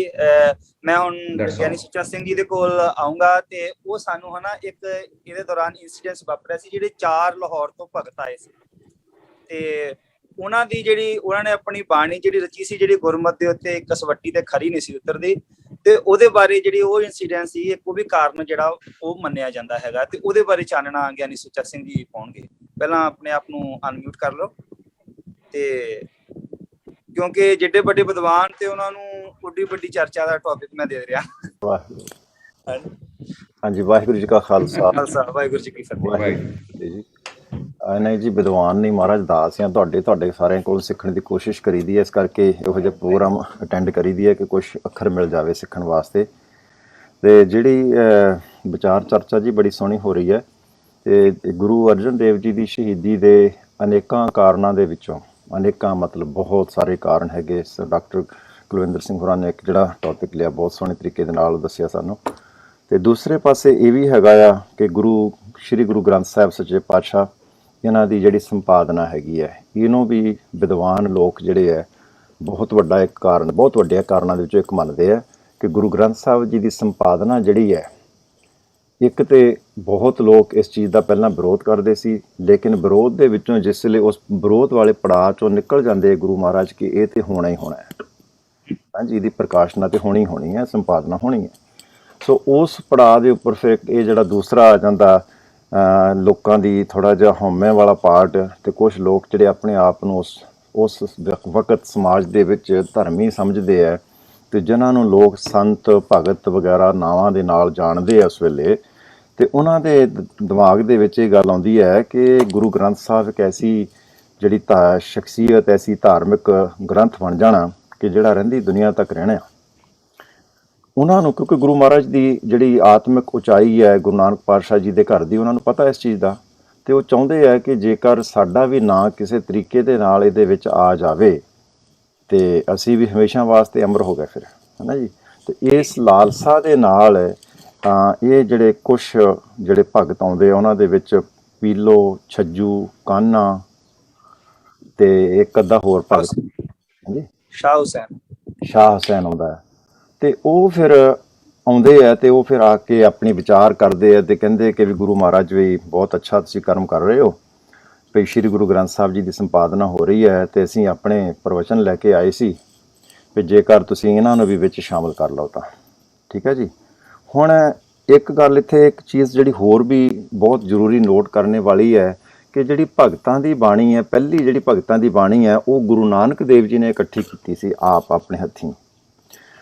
ਉਹਨਾਂ ਨੇ ਉਸ ਤੋਂ ਬਾਅਦ ਕਿਸੇ ਗੁਰੂ ਜੀ ਨੇ, ਦੂਜੇ ਤੀਜੇ ਚੌਥੇ ਗੁਰੂ ਜੀ ਨੇ ਆਪ ਜਿਹੜੀ ਹੈ ਭਗਤਾਂ ਦੀ ਬਾਣੀ ਇਕੱਤਰ ਨਹੀਂ ਕੀਤੀ, ਠੀਕ ਹੈ ਜੀ। ਹਾਂ, ਜਿਹੜੀ ਭੱਟਾਂ ਦੀ ਬਾਣੀ ਆਉਂਦੀ ਹੈ ਗੁਰੂ ਅਰਜਨ ਦੇਵ ਜੀ ਦੇ ਟਾਈਮ ਤੇ, ਲੇਕਿਨ ਭਗਤਾਂ ਦੀ ਬਾਣੀ ਨਹੀਂ ਹੈ, ਭੱਟਾਂ ਦੀ ਬਾਣੀ ਆਉਂਦੀ ਹੈ। ਹੁਣ ਸੱਤਾ ਬਲਵੰਡ ਜੀ ਦੀ ਆਉਂਦੀ, ਉਹਨਾਂ ਨੂੰ ਅਸੀਂ ਗੁਰਸਿੱਖ ਮੰਨਦੇ, ਉਹਨਾਂ ਦੀ ਬਾਣੀ ਆਉਂਦੀ ਵਿੱਚ, ਉਹ ਜਿਹੜੀ ਹੈਗੀ ਹੈ। ਤੇ ਉਸ ਤੋਂ ਬਾਅਦ ਜਿਹੜਾ ਗੁਰੂ ਗੋਬਿੰਦ ਸਿੰਘ ਸੱਚੇ ਪਾਤਸ਼ਾਹ ਜੀ, ਨੌਵੇਂ ਪਾਤਸ਼ਾਹ ਦੀ ਬਾਣੀ ਐਡ ਕਰਦੇ, ਲੇਕਿਨ ਭਗਤਾਂ ਦੀ ਬਾਣੀ ਜਿਹੜੀ ਹੈ ਉਹ ਸਾਰੇ ਦੀ ਸਾਰੀ ਗੁਰੂ ਨਾਨਕ ਦੇਵ ਜੀ ਦੇ ਕੋਲ ਹੁੰਦੀ ਸੀ, ਜਿਹੜੀ ਉਹ ਗੁਰੂ ਅੰਗਦ ਦੇਵ ਜੀ ਦੇ ਕੋਲ ਪਹੁੰਚਦੀ ਹੈ। ਤੇ ਉਹੀ ਜਿਹੜੀ ਬਗਦਾਦ ਵੀ ਜਾਂਦੇ ਆ ਤੇ ਕਿਧਰੇ ਵੀ ਜਾਂਦੇ, ਉਹ ਜਿਹੜੀ ਪੋਥੀ ਸੀ ਉਸ ਦੇ ਵਿੱਚ ਜਿਹੜੀ ਬਾਣੀ ਐਡ ਕਰਦੇ ਉਹ ਰੱਖਦੇ ਸੀਗੇ ਗੁਰੂ ਮਹਾਰਾਜ ਕੋਲ। ਤੇ ਉਹ ਜਿਸ ਵੇਲੇ ਫਿਰ ਇਹ ਲੋਕ ਆਉਂਦੇ ਆ ਤੇ ਗੁਰੂ ਅਰਜਨ ਦੇਵ ਜੀ ਦੇ ਕੋਲ, ਤੇ ਗੁਰੂ ਅਰਜਨ ਦੇਵ ਜੀ ਜਿਹੜੇ ਆ ਤੇ ਸਿੱਧਾ ਇਹ ਕਹਿਣ ਦੀ ਬਜਾਏ ਕਿ ਨਹੀਂ ਜੇ ਤੇ ਗੁਰੂ ਨਾਨਕ ਦੇਵ ਜੀ ਨੇ ਫੈਸਲਾ ਲੈ ਲਿਆ ਹੋਇਆ ਜਿਹੜਾ ਮੈਂ ਉਹੀ ਕਰਨਾ, ਇਸ ਤਰ੍ਹਾਂ ਇਹ ਤੇ ਸਾਡੇ ਲੈਵਲ ਤੇ ਆ ਕੇ ਇਹੋ ਜਿਹੀਆਂ ਗੱਲਾਂ ਹੁੰਦੀਆਂ ਨਾ। ਤੇ ਗੁਰੂ ਮਹਾਰਾਜ ਸੱਚੇ ਪਾਤਸ਼ਾਹ ਵਰਗਾ ਮਹਾਂਪੁਰਖ ਜਿਹੜਾ, ਉਹਦਾ ਗੱਲ ਕਰਨ ਦਾ ਤਰੀਕਾ ਹੋਰ ਹੁੰਦਾ ਹੈ, ਆਤਮਿਕ ਤਲ ਤੇ ਜਾ ਕੇ ਕਰਨੀ ਹੁੰਦੀ ਹੈ। ਤੇ ਉਹਨਾਂ ਨੇ ਆਖਿਆ ਵੀ ਦੇਖੋ ਵੀ ਸਤਿਗੁਰੂ ਜੀ ਦੀ ਬਾਣੀ ਦਾ ਫਲਸਫਾ ਤੇ ਇਹ ਹੈਗਾ, ਤੁਸੀਂ ਸਮਝਦੇ ਹੋ, ਤੇ ਜੇਕਰ ਤੁਹਾਡੀ ਬਾਣੀ ਇਸ ਫਲਸਫੇ ਤੇ ਖਰੀ ਉਤਰਦੀ ਹੈ ਤੇ ਫਿਰ ਸ਼ਾਇਦ ਇਹਦੇ ਬਾਰੇ ਸੋਚਿਆ ਜਾ ਸਕਦਾ, ਤੇ ਤੁਸੀਂ ਇਸ ਤਰ੍ਹਾਂ ਕਰੋ, ਆਪਣੀ ਬਾਣੀ ਸੁਣਾ ਦਿਓ। ਤੇ ਉੱਥੇ ਫਿਰ ਉਹ ਕੁਛ ਇਸ ਤਰ੍ਹਾਂ ਦੀ ਜਿਹੜੀਆਂ ਬਾਣੀਆਂ ਆਉਂਦੀਆਂ ਹੈ, ਜਿਹੜਾ ਆਪਣੇ ਕਾਨਾ ਜਿਹੜਾ ਉਸ ਵੇਲੇ ਭਗਤ ਹੈ ਨਾ, ਉਹ ਉਸ ਵੇਲੇ ਐਕਚੁਅਲੀ ਸਿਰ ਕਰਦਾ ਭਗਤ ਸੀ ਸੁਸਾਇਟੀ ਦੇ ਵਿੱਚ, ਉਹਦਾ ਬਹੁਤ ਵੱਡਾ ਨਾਂ ਸੀ। ਤੇ ਉਹਨੇ ਆਪਣਾ ਜਿਹੜਾ ਬਾਣੀ ਜਿਹੜੀ ਸੁਣਾਉਂਦਾ ਹੈ, ਮੈਨੂੰ ਹੁਣ ਉਹਦੀ ਤੁਕ ਯਾਦ ਨਹੀਂ ਆਉਂਦੀ ਹੈ, ਜਿਹੜੀ ਉਹਦੀ ਕਵਿਤਾ ਦੀ ਜਿਹੜੀ ਉਹਨੇ ਸੁਣਾਈ ਸੀ, ਜਿਹੜੇ ਵਿਦਵਾਨ ਦੱਸਦੇ ਆ। ਤੇ ਫਿਰ ਆਪਣੇ ਪੀਲੋ ਆਉਂਦਾ ਹੈ, ਤੇ ਫਿਰ ਆਪਣੇ ਛੱਜੂ ਆਉਂਦਾ ਹੈ, ਤੇ ਉਹਨੇ ਜਿਹੜਾ ਕਿਹਾ ਕਾਗਦ ਸੰਧੀ ਪੂਤਰੀ ਤਊ ਨਾ ਤ੍ਰਿਆ ਨਿਹਾਰ, ਇਸ ਤਰ੍ਹਾਂ ਦੀ ਉਹਨੇ ਕੋਈ ਰਚਨਾ ਰਚੀ। ਤੇ ਹੁਣ ਇਹਦੇ ਵਿੱਚ ਜਿਹੜਾ ਇਸਤਰੀ ਜ਼ਾਤ ਨੂੰ ਨੀਵਾਂ ਦਿਖਾਲਣੇ ਵਾਲੀ ਗੱਲ ਹੋ ਗਈ ਕਿ ਇਸਤਰੀ ਜ਼ਾਤ ਦੇ ਮੱਥੇ ਵੀ ਨਾ ਲੱਗੋ, ਵੀ ਇਹਨੂੰ ਤਾਂ ਸੁਪਨੇ ਦੇ ਵਿੱਚ ਵੀ ਨਾ ਦੇਖੋ, ਕਾਗਜ਼ ਸੰਧੀ ਹੋਵੇ ਤੇ ਜੇ ਮਤਲਬ ਕਿ ਕੱਪੜੇ ਆਪਣੇ ਕਾਗਜ਼ ਦੀ ਬਣੀ ਹੋਵੇ ਤੇ ਤਾਂ ਵੀ ਇਸ ਤੋਂ ਬਚਾਅ ਰੱਖੋ। ਤੋ ਇਸ ਤਰ੍ਹਾਂ ਦਾ ਉਹਦੇ ਵਿੱਚ ਨਿਘਾਰ ਸੀ। ਤੇ ਸਾਡੇ ਸਤਿਗੁਰੂ ਜੀ ਦੀ ਜਿਹੜੀ ਬਾਣੀ ਹੈ ਉਹਦੇ ਵਿੱਚ ਹੈਗਾ ਸੋ ਕਿਉਂ ਮੰਦਾ ਆਖੀਏ ਜਿਤ ਜੰਮੈ ਰਾਜਾਨ ਹੈ ਜੀ। ਤੋ ਉਹਦੇ ਵਿੱਚ ਜਿਹੜਾ ਬਰਾਬਰਤਾ, ਬਲਕਿ ਇਨਸਾਨ ਤੋਂ ਵੀ, ਬੰਦੇ ਤੋਂ ਵੀ ਔਰਤ ਨੂੰ ਜਿਹੜਾ ਉੱਚਾ ਦਰਜਾ ਦਿੱਤਾ ਗਿਆ ਹੈ। ਤੇ ਦੂਸਰਾ ਇੱਕ ਹੈਗਾ ਸੀਗਾ ਜਿਹੜਾ ਪੀਲੋ ਜਾਂ ਇਹਨਾਂ ਛੱਜੂ, ਮਤਲਬ ਕਿ ਹੋ ਸਕਦਾ ਕਿ ਮੈਂ ਕੋਟਸ ਜਿਹੜੀਆਂ, ਕਿਉਂਕਿ ਹੁਣ ਮੈਂ ਪ੍ਰੈਪਰੇਸ਼ਨ ਵੀ ਇਸ ਵੇਲੇ ਨਹੀਂ ਸੀ ਮੇਰੀ ਇਸ ਪਾਸੇ ਦੀ, ਤੇ ਉਹ ਮੈਂ ਮਿਕਸ ਕਰ ਰਿਹਾ ਹੋਵਾਂ ਕਿ ਕਿਹੜੀ ਕਿਹਦੀ ਹੈ। ਬਟ ਇਸ ਤਰ੍ਹਾਂ ਦੀ ਬਾਣੀ ਕਿਸੇ ਦੂਸਰੇ ਭਗਤ ਦੀ ਆਉਂਦੀ ਹੈ ਤੇ ਉਹ ਫਿਰ ਜਿਹੜਾ ਕਹਿੰਦਾ ਕਿ ਅਸਾਂ ਨਾਲੋਂ ਭਲੇ ਜੰਮਦੇ ਮਰ ਗਏ ਨਾ, ਚਿੱਕਰ ਪੈਰ ਨਾ ਬੋੜਿਆ ਨਾ ਆਲੂਦ ਭਏ। ਸੋ ਉਹ ਇਹ ਹੁਣ ਜੇ ਇਸ ਤਰ੍ਹਾਂ ਦੀ ਗੱਲ ਦੇਖੋ ਕਿ ਉਹ ਕਹਿੰਦਾ ਕਿ ਸਾਡੇ ਨਾਲੋਂ ਤੇ ਚੰਗੇ ਜਿਹੜੇ ਜੰਮਦੇ ਹੀ ਮਰ ਗਏ, ਨਾ ਉਹਨਾਂ ਨੂੰ ਚਿੱਕੜ ਦੇ ਵਿੱਚ ਆਪਣਾ ਪੈਰ ਡੁੱਬਿਆ, ਮਤਲਬ ਕਿ ਦੁਨਿਆਵੀ ਚਿੱਕੜ ਦੇ ਵਿੱਚ ਉਹ ਫਸੇ ਹੀ ਨਹੀਂ। ਤੇ ਜੇ ਦੁਨਿਆਵੀ ਚਿੱਕੜ ਦੇ ਵਿੱਚ ਫਸਣਾ ਹੀ ਨਹੀਂ ਤਾਂ ਫਿਰ ਤੁਸੀਂ ਇਹ ਦੇਖੋ ਕਿ ਦੁਨੀਆ ਦੇ ਵਿੱਚ ਆਏ ਕਿਸ ਵਾਸਤੇ, ਦੁਨੀਆ ਦਾ ਭਲਾ ਕਿਸ ਤਰ੍ਹਾਂ ਕਰਨਾ, ਤੁਹਾਡੀ ਜ਼ਿੰਮੇਵਾਰੀ ਕੀ ਹੈ ਦੁਨੀਆ ਦੇ ਵਿੱਚ ਆਉਣ ਦੀ। ਸੋ ਇਹਦੇ ਵਿੱਚ ਜਿਹੜੀ ਇਹ ਸਭ ਤੋਂ ਬਹੁਤ ਵੱਡੀ ਜਿਹੜੀ ਗੱਲ ਹੈ, ਇਹਦੇ ਵਿੱਚ ਢਹਿੰਦੀ ਕਲਾ ਆਉਂਦੀ ਹੈ। ਢਹਿੰਦੀ ਕਲਾ ਨੂੰ ਸਿੱਖ ਧਰਮ ਦੇ ਵਿੱਚ ਕੋਈ ਥਾਂ ਨਹੀਂ। ਤੋ ਇਹ ਜਿਹੜੀ ਗੁਰੂ ਮਹਾਰਾਜ ਕਹਿੰਦੇ ਕਿ ਨਹੀਂ ਜੀ ਇਹ ਸਤਿਗੁਰਾਂ ਜੀ ਦੀ ਬਾਣੀ ਦੇ ਅਨੁਕੂਲ ਨਹੀਂ ਹੈ ਇਹ ਖਿਆਲ ਜਿਹੜਾ। ਤੇ ਇੱਕ ਫਿਰ ਦੂਸਰੇ ਹੋਰ ਇੱਕ ਭਗਤ ਆਉਂਦੇ ਆ ਤੇ ਉਹ ਕਹਿੰਦੇ ਆ ਆਪਣੇ ਚੁੱਪ ਵੇ ਅੜਿਆ ਬੋਲਣ ਦੀ, ਸ਼ਾਹ ਹੁਸੈਨ ਕਹਿੰਦਾ, ਸ਼ਾਹ ਹੁਸੈਨ ਕਹਿੰਦਾ ਕਿ ਇੱਥੇ ਤੇ ਹੁਣ ਕਹਿੰਦਾ ਬੋਲਣ ਦੀ ਜਗ੍ਹਾ ਵੀ ਨਹੀਂ ਰਹਿ ਗਈ। ਵੀ ਮਤਲਬ ਕਿ ਜਾਣੀ ਜਿਹੜੇ ਇੰਨੇ ਵੱਡੇ ਕਾਨਾਂ ਵਰਗੇ ਤੇ ਛੱਜੂ ਵਰਗੇ ਜਿਹੜੇ ਭਗਤ ਜਿਹੜੇ ਉਹ ਰਿਜੈਕਟ ਹੋ ਗਏ ਤੇ ਮੇਰੇ ਵਰਗੇ ਦੇ ਬੋਲਣ ਦੀ ਕੋਈ ਹੁਣ ਇੱਥੇ ਥਾਂ ਨਹੀਂ ਰਹਿ ਗਈ। ਤਾਂ ਉਹ ਇਸ ਤਰ੍ਹਾਂ ਕਰਕੇ ਇਹ ਗੱਲ ਆਪਣੀ ਕਹਿ ਕੇ ਉੱਥੋਂ ਤੁਰ ਜਾਂਦਾ। ਤਾਂ ਇਸ ਤਰ੍ਹਾਂ ਜਿਹੜੀ ਇਹ ਫਿਰ ਉਸ ਤੋਂ ਬਾਅਦ ਹੁਣ ਜਿਹੜਾ ਕਾਨਾ ਭਗਤ ਹੈ, ਇਹਨਾਂ ਦੀ ਦੇਖੋ ਕਿ ਇਸ ਬੰਦੇ ਦੀ ਉਸ ਵੇਲੇ ਸੁਸਾਇਟੀ ਦੇ ਵਿੱਚ ਬਹੁਤ ਵੱਡਾ ਨਾਂ ਹੈ। ਸੁਸਾਇਟੀ ਦੇ ਵਿੱਚ ਨਾਂ ਹੋਣ ਦੇ ਨਾਲ ਇਹਦਾ ਰਾਜ ਦਰਬਾਰ ਦੇ ਵਿੱਚ ਵੀ ਕਾਫੀ ਵੱਡਾ ਨਾਂ ਹੈ। ਤੇ ਇਹਨੇ ਫਿਰ ਆਪਣਾ ਉਹ ਜਿਹੜਾ ਪੱਖ ਹੈ, ਉਹ ਜਿਹੜੀ ਆਪਣਾ ਪਾਵਰ ਜਿਹੜੀ ਉਹ ਯੂਜ਼ ਕਰਨੀ ਫਿਰ ਸ਼ੁਰੂ ਕੀਤੀ ਗੁਰੂ ਮਹਾਰਾਜ ਜੀ ਦੇ ਅਗੇਂਸਟ। ਤਾਂ ਉਹ ਸਾਰੇ ਦਾ ਸਾਰਾ ਫਿਰ ਜਿਹੜਾ ਜ਼ੋਰ ਜਿਹੜਾ ਇਹਨਾਂ ਲੋਕਾਂ ਦਾ, ਸਾਰਿਆਂ ਧਰਮੀ ਲੋਕਾਂ ਦਾ, ਤੇ ਇਹ ਜਿਹੜਾ ਗੁਰੂ ਮਹਾਰਾਜ ਜੀ ਦੇ ਵਿਰੁੱਧ ਲੱਗ ਗਿਆ। ਤੇ ਇੱਕ ਇਹਨਾਂ ਦੇ ਵਿੱਚੋਂ ਸੀ ਜਿਹੜਾ ਕਹਿੰਦੇ ਕਿ ਜਾਂਦਾ ਚੜਾਈ ਕਰ ਗਿਆ ਸੀ, ਮਰ ਗਿਆ ਸੀ, ਕਿਸ ਤਰ੍ਹਾਂ ਮਤਲਬ ਡੈਥ ਹੋ ਗਈ ਸੀ। ਤੇ ਬਾਕੀ ਜਿਹੜਾ ਉਹਨਾਂ ਨੇ ਫਿਰ ਆਪਣਾ ਪੂਰੇ ਤਰੀਕੇ ਦੇ ਨਾਲ ਜਿਸ ਤਰ੍ਹਾਂ ਜ਼ੋਰ ਲਾ ਸਕਦੇ ਸੀ ਗੁਰੂ ਮਹਾਰਾਜ ਜੀ ਦੇ ਅਗੇਂਸਟ, ਤਾਂ ਉਹਨਾਂ ਨੇ ਆਪਣਾ ਜਿਹੜੀ ਤਾਕਤ ਯੂਜ਼ ਕੀਤੀ ਹੈ ਤੇ ਜਿਹੜਾ ਰਾਜ ਦਰਬਾਰ ਨੂੰ ਗੁਰੂ ਮਹਾਰਾਜ ਜੀ ਦੇ ਅਗੇਂਸਟ ਭੜਕਾਇਆ। ਤਾਂ ਜਿਸ ਵੇਲੇ ਭੜਕਾਉਣਾ ਹੁੰਦਾ ਉਸ ਵੇਲੇ ਇਨਸਾਨ ਫਿਰ ਇੱਕ ਨਹੀਂ 100 ਝੂਠ ਬੋਲਦਾ ਹੈ ਨਾ ਜੀ। ਉਹ ਫਿਰ ਉਹਨੂੰ ਪਤਾ ਨਹੀਂ ਉਹਨਾਂ ਨੇ ਕਿਹੜੀਆਂ ਤੋਹਮਤਾਂ ਲਾਈਆਂ ਹੋਣਗੀਆਂ, ਆਪਣੀ ਬੇਇੱਜ਼ਤੀ ਕਿਆ ਹੋ ਗਈ, ਸਾਨੂੰ ਬੇਇੱਜ਼ਤ ਕੀਤਾ ਜਾਂ ਕੁਛ ਹੋਰ ਗੱਲਾਂ ਕੀਆਂ ਹੋਣਗੀਆਂ। ਤਾਂ ਉਹ ਇੱਕ ਬਹੁਤ ਵੱਡਾ ਜਿਹੜਾ ਕਾਰਨ ਬਣ ਜਾਂਦਾ ਹੈ। ਸੋ ਦੈਨ ਫਿਰ ਜਿਹੜਾ ਅਗਾਂਹ ਵਾਲਾ ਤੇ ਸਾਨੂੰ ਪਤਾ ਹੀ ਕਿ ਸਤਿਗੁਰੂ ਪਾਤਸ਼ਾਹ ਜੀ ਦੇ ਟਾਈਮ ਤੇ ਮਿੱਟੀ ਮੁਸਲਮਾਨ ਕੀ ਮਿੱਟੀ ਬੇਈਮਾਨ ਕੀ, ਉਹ ਕਹਾਣੀ ਆ ਜਾਂਦੀ ਵਿੱਚ ਫਿਰ। ਇਸ ਤਰ੍ਹਾਂ ਦਾ ਹੈਗਾ ਕਿ ਜਿਹੜੇ ਧਰਮੀ ਲੋਕ ਹੈ, ਸੋ ਕਾਲਡ ਆਈ ਵੁੱਡ ਸੇ, ਸੋ ਜਿਹਨੂੰ ਅਖੌਤੀ ਧਰਮੀ ਲੋਕ, ਸੋ ਇਹਨਾਂ ਨੇ ਜਿਹੜਾ ਆਪਣਾ ਫਿਰ ਜਿਹੜਾ ਦੂਸਰੇ ਪੱਖ ਤੋਂ ਜ਼ੋਰ ਲਾ ਕੇ ਗੁਰੂ ਮਹਾਰਾਜ ਜੀ ਦੀ ਸ਼ਹੀਦੀ ਦਾ ਕਾਰਨ ਇਹ ਵੀ ਇੱਕ ਬਣਦੇ ਆ। ਜੀ ਥੈਂਕ ਯੂ ਵੈਰੀ ਮਚ ਸਰਦਾਰ ਸੁੱਚਾ ਸਿੰਘ ਜੀ। ਤੁਸੀਂ ਬਹੁਤ ਸੋਹਣੇ ਤਰੀਕੇ ਦੇ ਨਾਲ ਕਿਉਂਕਿ ਮੈਨੂੰ ਆਸ ਸੀ ਕਿ ਤੁਸੀਂ ਇਸ ਬਾਰੇ ਤੁਸੀਂ ਬਹੁਤ ਵਧੀਆ ਤਰੀਕੇ ਨਾਲ ਜਿਹੜਾ ਹੈਗਾ ਕਰ ਸਕਦੇ ਹੋ। ਸਰਦਾਰ ਸ਼੍ਰੀ ਬਜਿੰਦਰਾ ਸਿੰਘ ਜੀ, ਤੁਸੀਂ ਆਪਣੇ ਆਪ ਨੂੰ ਸਾਹਮਣੇ ਪ੍ਰਸਤੁਤ ਕਰੋ ਤੇ ਆਪਣੇ ਆਪ ਨੂੰ ਅਨਮਿਊਟ ਵੀ ਕਰੋ। ਬਜਿੰਦਰਾ ਸਿੰਘ जी हाँ जी, अपने विचार जो है पंचम पातशाह की शहीदी का जो आज हमारा विचार चल रहा है उसके बारे में अपने विचार जो है वो रखे, क्योंकि हम हिस्टोरिकल रीजन पर भी बात कर रहे हैं और आने वाले समय में हमारे साथ सरदार राजेंद्र सिंह जी है, उनको मैं वो घटनाओं के बारे में जो है वो पूछूंगा। वो अपना टॉपिक तैयार रखेंगे कि कैसे कैसे घटनाएं घटती हैं, और इससे पहले बजिंदरा सिंह जी जो है वो पंचम पातशाह की शहीदी पर अपने विचार रखेंगे। जी बहुत बहुत धन्यवाद। आज बड़ा ऐतिहासिक दिन है, सिर्फ सिख इतिहास में ही नहीं दुनिया के इतिहास में, कि जो गुरु साहिबान की जो शहीदी है ये प्रेरणा देती है लाखों लाख लोगों को। और सिख धर्म में खास तौर से एक नई परंपरा, एक दृष्टि पैदा हुई कि लोगों ने ये जान लिया, लोग ये समझते थे कि अहिंसा का मतलब सिर्फ जुल्म को बर्दाश्त करना होता है, जुल्म का विरोध करना किस सीमा तक करना चाहिए। वैसे दुनिया में मिलते हैं, आपने देखा यीशु मसीह को सूली पे टांग दिया गया सच्चाई के लिए, सुकरात को जहर का प्याला दिया गया। तो जिन लोगों ने सच्चाई, जो लोग सच्चे ईमान के दीन के लिए जीते हैं, जैसा कहा है कबीर साहब ने कि लड़े दीन सूरा वही जो लड़े दीन के हित, पुरजा पुरजा कट भरे कबू न छाड़े तीर। जी जी। तो दीन का मतलब लोगों ने ये समझ लिया था कि वो इसका विरोध नहीं करना है, सत्ताधारी है उसको स्वीकार कर लेना है। सिख धर्म में एक नई परंपरा ये शुरू हुई, ये सूरवीरों का धर्म है। और ऐसा नहीं है, आपने देखा जैनियों में भी मैंने देखा 24 तीर्थंकर में कोई ब्राह्मण बनिया नहीं हुआ। बौद्धों में भी जिन लोगों ने एक अहिंसा का मतलब माना, तो अहिंसा का मतलब ये नहीं माना कि जुल्म को, जाति को बर्दाश्त किया जाए। तो ये एक नई परंपरा, बड़ी परंपरा शुरू हुई। लेकिन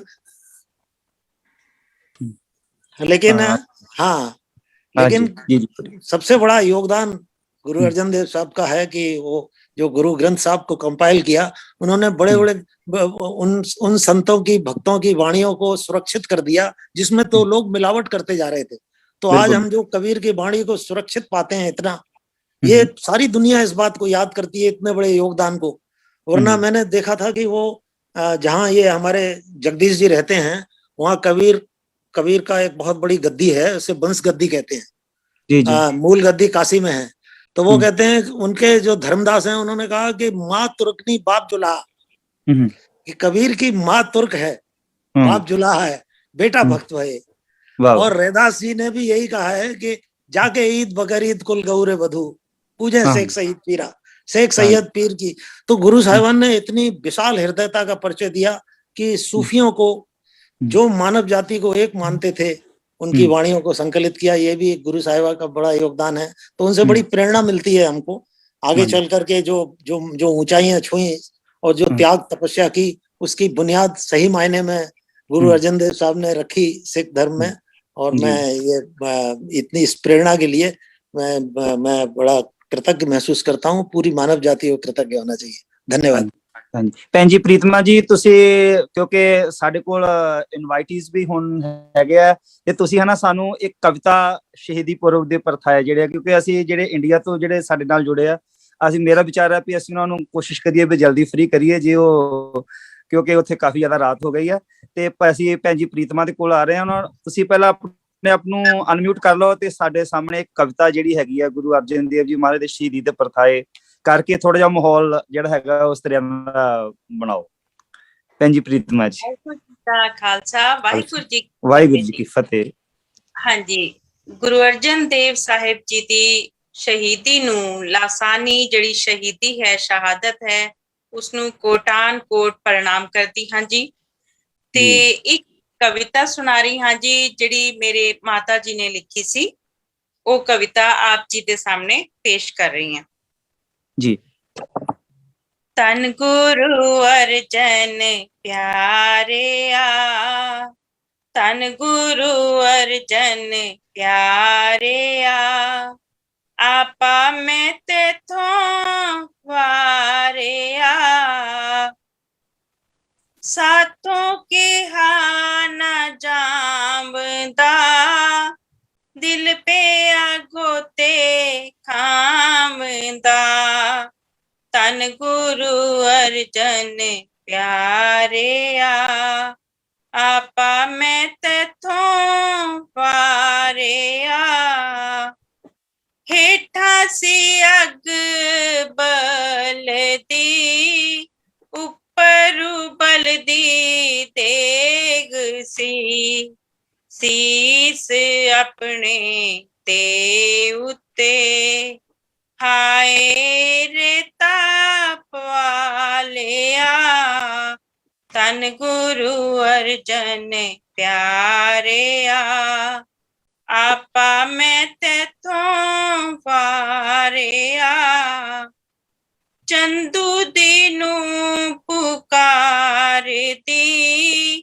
ਮੇਰੇ ਸਤਿਗੁਰੂ ਪਿਆਰਿਆ, ਐ ਕੀ ਪਾਣਾ ਵਰਤਾ ਲਿਆ, ਤਨ ਗੁਰੂ ਅਰਜਨ ਪਿਆਰਿਆ, ਆਪਾ ਮੈਂ ਤੈਥੋਂ ਵਾਰਿਆ, ਤਨ ਗੁਰੂ ਅਰਜਨ ਪਿਆਰਿਆ। बहुत बहुत धन्यवाद जी, बहुत बहुत धन्यवाद। हाँ जी, मैं ਇਹ ਤੋਂ ਪਹਿਲਾਂ ਦੱਸ ਦਵਾਂ ਸਾਰੇ ਆਪਣੇ ਸਾਡੇ ਜਿੰਨੇ ਵੀ ਇਨਵਾਈਟਸ ਹੈ, ਅਸੀਂ ਪਿਛਲੇ ਹਫਤੇ ਇਸਤਰੀ ਕਵੀ ਦਰਬਾਰ ਕਰਵਾਇਆ ਸੀ ਤੇ ਇੱਕ ਅਸੀਂ ਬੱਚਿਆਂ ਦਾ ਵੀ ਪ੍ਰੋਗਰਾਮ ਕਰਾਇਆ ਸੀ, ਉਹ ਜੋ ਬੱਚਿਆਂ ਨੇ ਸਾਹਿਬ ਸ੍ਰੀ ਗੁਰੂ ਤੇਗ ਬਹਾਦਰ ਮਹਾਰਾਜ ਜੀ ਦੇ ਸੰਬੰਧ ਦੇ ਵਿੱਚ ਕੀਤਾ ਸੀ, ਤੇ ਇੱਕ ਇਸਤਰੀਆਂ ਦਾ ਕਵੀ ਦਰਬਾਰ ਕਰਾਇਆ ਸੀ। ਉਹ ਚ ਭੈਣ ਜੀ ਨੇ ਵੀ ਪ੍ਰੋਗਰਾਮ ਦੇ ਵਿੱਚ ਤੋਂ ਬਹੁਤ ਸੁੰਦਰ ਇਸ ਤਰ੍ਹਾਂ ਹੀ ਕਵਿਤਾ ਰੱਖੀ ਸੀ, ਤੇ ਅਸੀਂ ਆਉਣ ਵਾਲੇ ਸਮੇਂ ਦੇ ਵਿੱਚ ਵੀ ਵੱਖਰੇ ਵੱਖਰੇ ਜਿਹੜੇ ਰੰਗ ਆ ਇਤਿਹਾਸ ਦੇ, ਜਿਹੜੇ ਵਾਰਤਕ ਦੇ ਰੂਪ ਦੇ ਵਿੱਚ ਵੀ ਦੇ ਕਾਵ ਰੂਪ ਦੇ ਵਿੱਚ ਵੀ ਇਸ ਤਰ੍ਹਾਂ ਰੱਖਣ ਦੀ ਕੋਸ਼ਿਸ਼ ਹੈ ਕਿ ਪ੍ਰੋਗਰਾਮ ਦੀ ਜਿਹੜੀ ਦਿਲਚਸਪੀ ਵੀ ਵਧੇ ਤੇ ਜਿਹੜੇ ਸਾਨੂੰ ਸੁਣ ਰਹੇ ਆ ਉਹ ਵੀ ਧਿਆਨ ਦੇ ਨਾਲ ਸਾਨੂੰ ਸੁਣ ਸਕਣ। ਇਹ ਇੱਕ ਰੰਗ ਹੈ ਜਿਹੜਾ ਪੇਸ਼ ਕੀਤਾ ਹੈ ਭੈਣ ਜੀ ਨੇ, ਤੇ ਮੈਂ ਬਹੁਤ ਸ਼ੁਕਰੀਆ ਅਦਾ ਕਰਦਾ ਉਹਨਾਂ ਦਾ ਵੀ ਉਹਨਾਂ ਨੇ ਇਸ ਤਰੀਕੇ ਨਾਲ ਮਹਾਰਾਜ ਜੀ ਦਾ ਸ਼ਹੀਦੀ ਪੁਰਬ ਮਨਾਉਣ ਦੇ ਵਿੱਚ ਸਾਡੀ ਜਿਹੜੀ ਸਹਾਇਤਾ ਕੀਤੀ ਹੈ। ਸਰਦਾਰ ਰਜਿੰਦਰ ਸਿੰਘ ਜੀ, ਹੁਣ ਮੈਂ ਤੁਹਾਡੇ ਕੋਲ ਆ ਰਿਹਾ ਤੇ ਕਿਉਂਕਿ ਕਾਰਨ ਤਾਂ ਅਸੀਂ ਸਾਰੇ ਜਾਣਨੇ, ਕਿਉਂਕਿ ਟੌਪਿਕ ਬਹੁਤ ਲੰਬਾ ਟੌਪਿਕ, ਜਦੋਂ ਅਸੀਂ ਵਿਚਾਰ ਕਰਨ ਬੈਠੇ ਹਾਂ ਅਸੀਂ ਜਿੰਨਾ ਮਰਜ਼ੀ ਸਮਾਂ ਲਾ ਲਈਏ ਇਹ ਪੂਰੀ ਦੀ ਪੂਰੀ ਰਾਤ ਵੀ ਲੱਗ ਸਕਦੀ ਜਦੋਂ ਇਹ ਇਤਿਹਾਸ ਨੂੰ ਜਾਣਨੇ, ਕਿਉਂਕਿ ਇੱਕ ਵੱਡਾ ਬਹੁਤ ਇਤਿਹਾਸ ਹੈ।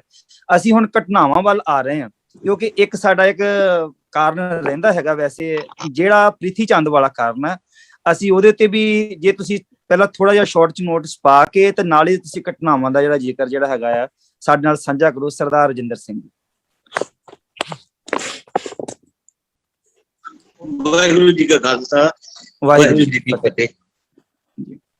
ਮੈਂ ਸਭ ਤੋਂ ਪਹਿਲੇ ਵਾਇਸ ਆਫ ਮਾਨਤਾ ਬਹੁਤ ਬਹੁਤ ਧੰਨਵਾਦੀ ਹਾਂ, ਜਿਹੜੇ ਕਿ ਇੱਕ ਪਲੇਟਫਾਰਮ ਦੇ ਉੱਤੇ ਖੜੇ ਕਰਕੇ ਉਹਨਾਂ ਨੇ ਸਾਰੇ ਹੀ ਗੁਰੂ ਸਾਹਿਬ ਦੇ ਜਿਹੜੇ ਰੰਗ ਨੇ ਅੱਜ ਸ਼ਹੀਦੀ ਪੁਰਬ ਨੂੰ ਮਨਾਉਂਦੇ ਹੋਏ ਉਹਨਾਂ ਨੇ ਉਹ ਸਾਰੀਆਂ ਗੱਲਾਂ ਨੂੰ ਨਵੇਕਲੇ ਤਰੀਕੇ ਨਾਲ ਜਿਹੜਾ ਹੈ ਉਹ ਡਿਫਾਈਨ ਕਰਨ ਦੀ ਕੋਸ਼ਿਸ਼ ਕੀਤੀ ਹੈ, ਤੇ ਬਹੁਤ ਬਹੁਤ ਖੁਸ਼ੀ ਲੱਗਦੀ ਹੈ। ਬੜਾ ਅੱਛਾ ਲੱਗਦਾ ਹੈ ਕਿ ਅਸੀਂ ਇਸ ਪ੍ਰੋਗਰਾਮ ਦੇ ਵਿੱਚ ਅਲੱਗ-ਅਲੱਗ ਢੰਗ ਦੇ ਨਾਲ ਅਲੱਗ ਭੈਣ ਜੀ ਨੇ ਕਵਿਤਾ ਰਾਹੀਂ, ਅਨਮੇਸ਼ਰ ਜੀ ਨੇ ਗੁਰੂ ਸਾਹਿਬ ਦੇ ਬਾਣੀ ਦੇ ਰਾਹੀਂ, ਡਾਕਟਰ ਸਾਹਿਬ ਹੋਣਾ ਨੇ ਉਹਨਾਂ ਦੇ ਜੀਵਨ ਦੇ ਉੱਤੇ ਵੀ, ਔਰ ਇੱਕ ਬਹੁਤ ਸੇਵਾ ਦੇ ਪਹਿਲੂ ਦੇ ਉੱਤੇ ਔਰ ਇੱਕ ਨਰਮਤਾ ਦੇ ਪਹਿਲੇ ਤੋਂ ਡਾਕਟਰ ਸਾਹਿਬ ਬੋਲ ਰਹੇ ਸਨ। ਬੜੀ ਵਧੀਆ ਗੱਲ ਸੀ ਉਹਨਾਂ ਦੀ, ਬਹੁਤ ਅੱਛੀ ਗੱਲ, ਮਤਲਬ ਉਹ ਜੋ ਗੱਲ ਹੈ ਕਿ ਗੁਰੂ ਸਾਹਿਬ ਨੇ ਜਿਹੜਾ ਹੈ ਉਹ ਨਰਮਤਾ ਦੇ ਪੁੰਜ ਸਨ, ਜਦ ਕਿ ਇੱਕ ਮਿਥ ਗੁਰੂ ਸਾਹਿਬ ਨੇ ਹੋਰ ਤੋੜੇ।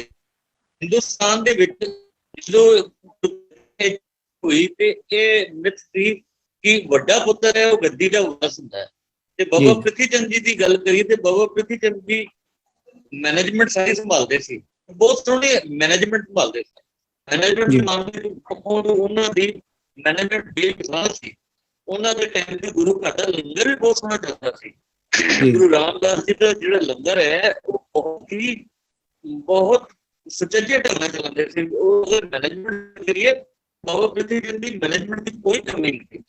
ਲੇਕਿਨ ਘਰ ਦੀ ਗੱਦੀ ਦਾ ਵਾਰਸ, ਨਾਨਕ ਦੀ ਗੱਦੀ ਦੇ ਵਾਰਸ ਦੇ ਵਿੱਚ ਸੰਤ ਸਫਾਈ ਦੇ ਗੁਣ ਜ਼ਰੂਰ ਹੋਣੇ ਚਾਹੀਦੇ ਜੀ, ਉਹਦੇ ਵਿੱਚ ਸੰਯਮ ਜ਼ਰੂਰ ਹੋਣਾ ਚਾਹੀਦਾ, ਔਰ ਤੇ ਨਮਰਤਾ ਜ਼ਰੂਰ ਹੋਣੀ ਚਾਹੀਦੀ। ਨਮਰਤਾ ਦੇ ਪੁੰਜ ਨੇ ਗੁਰੂ ਜੀ ਪਾਇਆ ਜੀ। ਅਗਰ ਅਸੀਂ ਉਹਨਾਂ ਨੂੰ ਗੁਰਬਾਣੀ ਦੀ ਜਿਹੜਾ ਉਹਨਾਂ ਨੇ ਸੰਗ੍ਰਹਿ ਕੀਤਾ ਹੈ, ਜੇ ਉਹਨਾਂ ਨੂੰ ਇੰਨਾ ਵੱਡਾ ਮਾਣ ਗੁਰਿਆਈ ਦੇ ਵਿੱਚ ਮਿਲਿਆ ਹੈ, ਉਸ ਕਰਕੇ ਮਿਲੇਗਾ ਕਿ ਉਹਨਾਂ ਦਾ ਸਹਿਜ ਸੁਭਾਅ, ਉਹਨਾਂ ਦਾ ਨਮਰਤਾ, ਉਹਨਾਂ ਦੀ ਇੰਨੀ ਨਮਰਤਾ ਸੀ। ਬਾਬਾ ਪ੍ਰਿਥੀ ਚੰਦ ਜੀ ਉਹਨਾਂ ਦੇ 10 ਸਾਲ ਉਹਨਾਂ ਦੇ ਗੋਲ ਚੁੱਕ ਕੇ ਲੈ ਜਾਂਦੇ ਸਨ, ਤੇ ਗੁਰੂ ਸਾਹਿਬ ਕਦੀ ਉਹਨਾਂ ਨੇ ਸੀ ਨਹੀਂ ਕੀਤੀ। ਆਪ ਉਹ ਸੁੱਕਾ ਮਿੱਸੇ ਪ੍ਰਸਾਦੇ ਖਾ ਕੇ ਗੁਜ਼ਾਰਾ ਕਰ ਲੈਂਦੇ ਸਨ। ਔਰ ਇੱਕ ਚੀਜ਼ ਜ਼ਰੂਰ ਮੈਂ ਕਹਾਂਗਾ, ਜਿੰਨੇ ਵੀ ਸਾਡੇ ਗੁਰੂ ਸਾਹਿਬ ਹੈ ਉਹਨਾਂ ਨੇ ਕਿਰਤ ਤੇ ਵੀ ਪਹਿਰਾ ਦਿੱਤਾ ਹੈ। ਜਿਸ ਤਰ੍ਹਾਂ ਹੀ ਗੁਰੂ ਅਰਜਨ ਦੇਵ ਜੀ ਨੇ ਵੀ ਕਿਰਤ ਤੇ ਪਹਿਰਾ ਦਿੱਤਾ, ਉਹਨਾਂ ਨੇ ਘੋੜਿਆਂ ਦਾ ਵਪਾਰ ਕੀਤਾ ਤੇ ਘੋੜਿਆਂ ਦਾ ਵਪਾਰ ਕਰਦੇ ਸਨ। ਆਪ ਜੀ ਨਿੱਜਾ ਦਲਾਂ ਚ ਮਾਹਰ ਸਨ। ਜਦੋਂ ਆਪ ਜੀ ਦਾ ਵਿਆਹ ਹੋਇਆ ਤੇ ਆਪ ਜੀ ਨੇ ਜਿਹੜੀ ਜੱਡ ਕੁੱਟੀ ਨੇਜੇ ਦੇ ਨਾਲ ਉੱਡ ਕੇ ਦਿਖਾਈ, ਤੇ ਉਹ ਸੋਚ ਦਾ ਪ੍ਰਤੀਕ ਹੈ ਕਿ ਸ਼ਸਤਰ ਵਿਦਿਆ ਦੇ ਵਿੱਚ ਘਰ ਨਹੀਂ ਸਨ।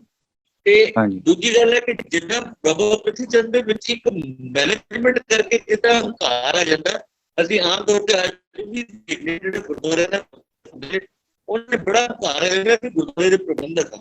ਇਹ ਜ਼ਰੂਰ ਯਾਦ ਰੱਖੀਏ। ਪਤਾ ਹੈ ਵਿਦੇਸ਼ੀ ਲੋਕ ਕਹਿੰਦੇ ਆ ਕਿ ਪ੍ਰਿਥਵੀ ਮੰਗਲ ਕੰਮ ਕਰ ਰਹੇ, ਇੱਕ ਨਾ ਜਿਹੜਾ ਕੁਛ ਲੱਗਾ ਉਹ ਅੱਗੇ ਕਰਕੇ ਲੱਗਾ। ਔਰ ਗੁਰੂ ਸਾਹਿਬ ਦਾ ਦੇਖੋ ਉਹਨਾਂ ਦਾ ਸਹਿਜ ਸੁਭਾਅ ਕਿੰਨਾ ਉਹਨਾਂ ਨੂੰ ਤੰਗ ਮਾਰਿਆ ਕਿ ਇਹਨਾਂ ਦੇ ਬੱਚੇ ਕੋਈ ਨਹੀਂ ਰਿਹਾ, ਤੇ ਬਾਅਦ ਵਿੱਚ ਇਹ ਗੱਦੀ ਜਿਹੜੀ ਇਹ ਮਿਹਰਬਾਨ ਨੂੰ ਮਿਲਣੀ ਹੈ। ਤੁਹਾਡੀ ਆਵਾਜ਼ ਜਿਹੜੀ ਹੈਗੀ ਸਾਫ਼ ਨਹੀਂ ਆ ਰਹੀ।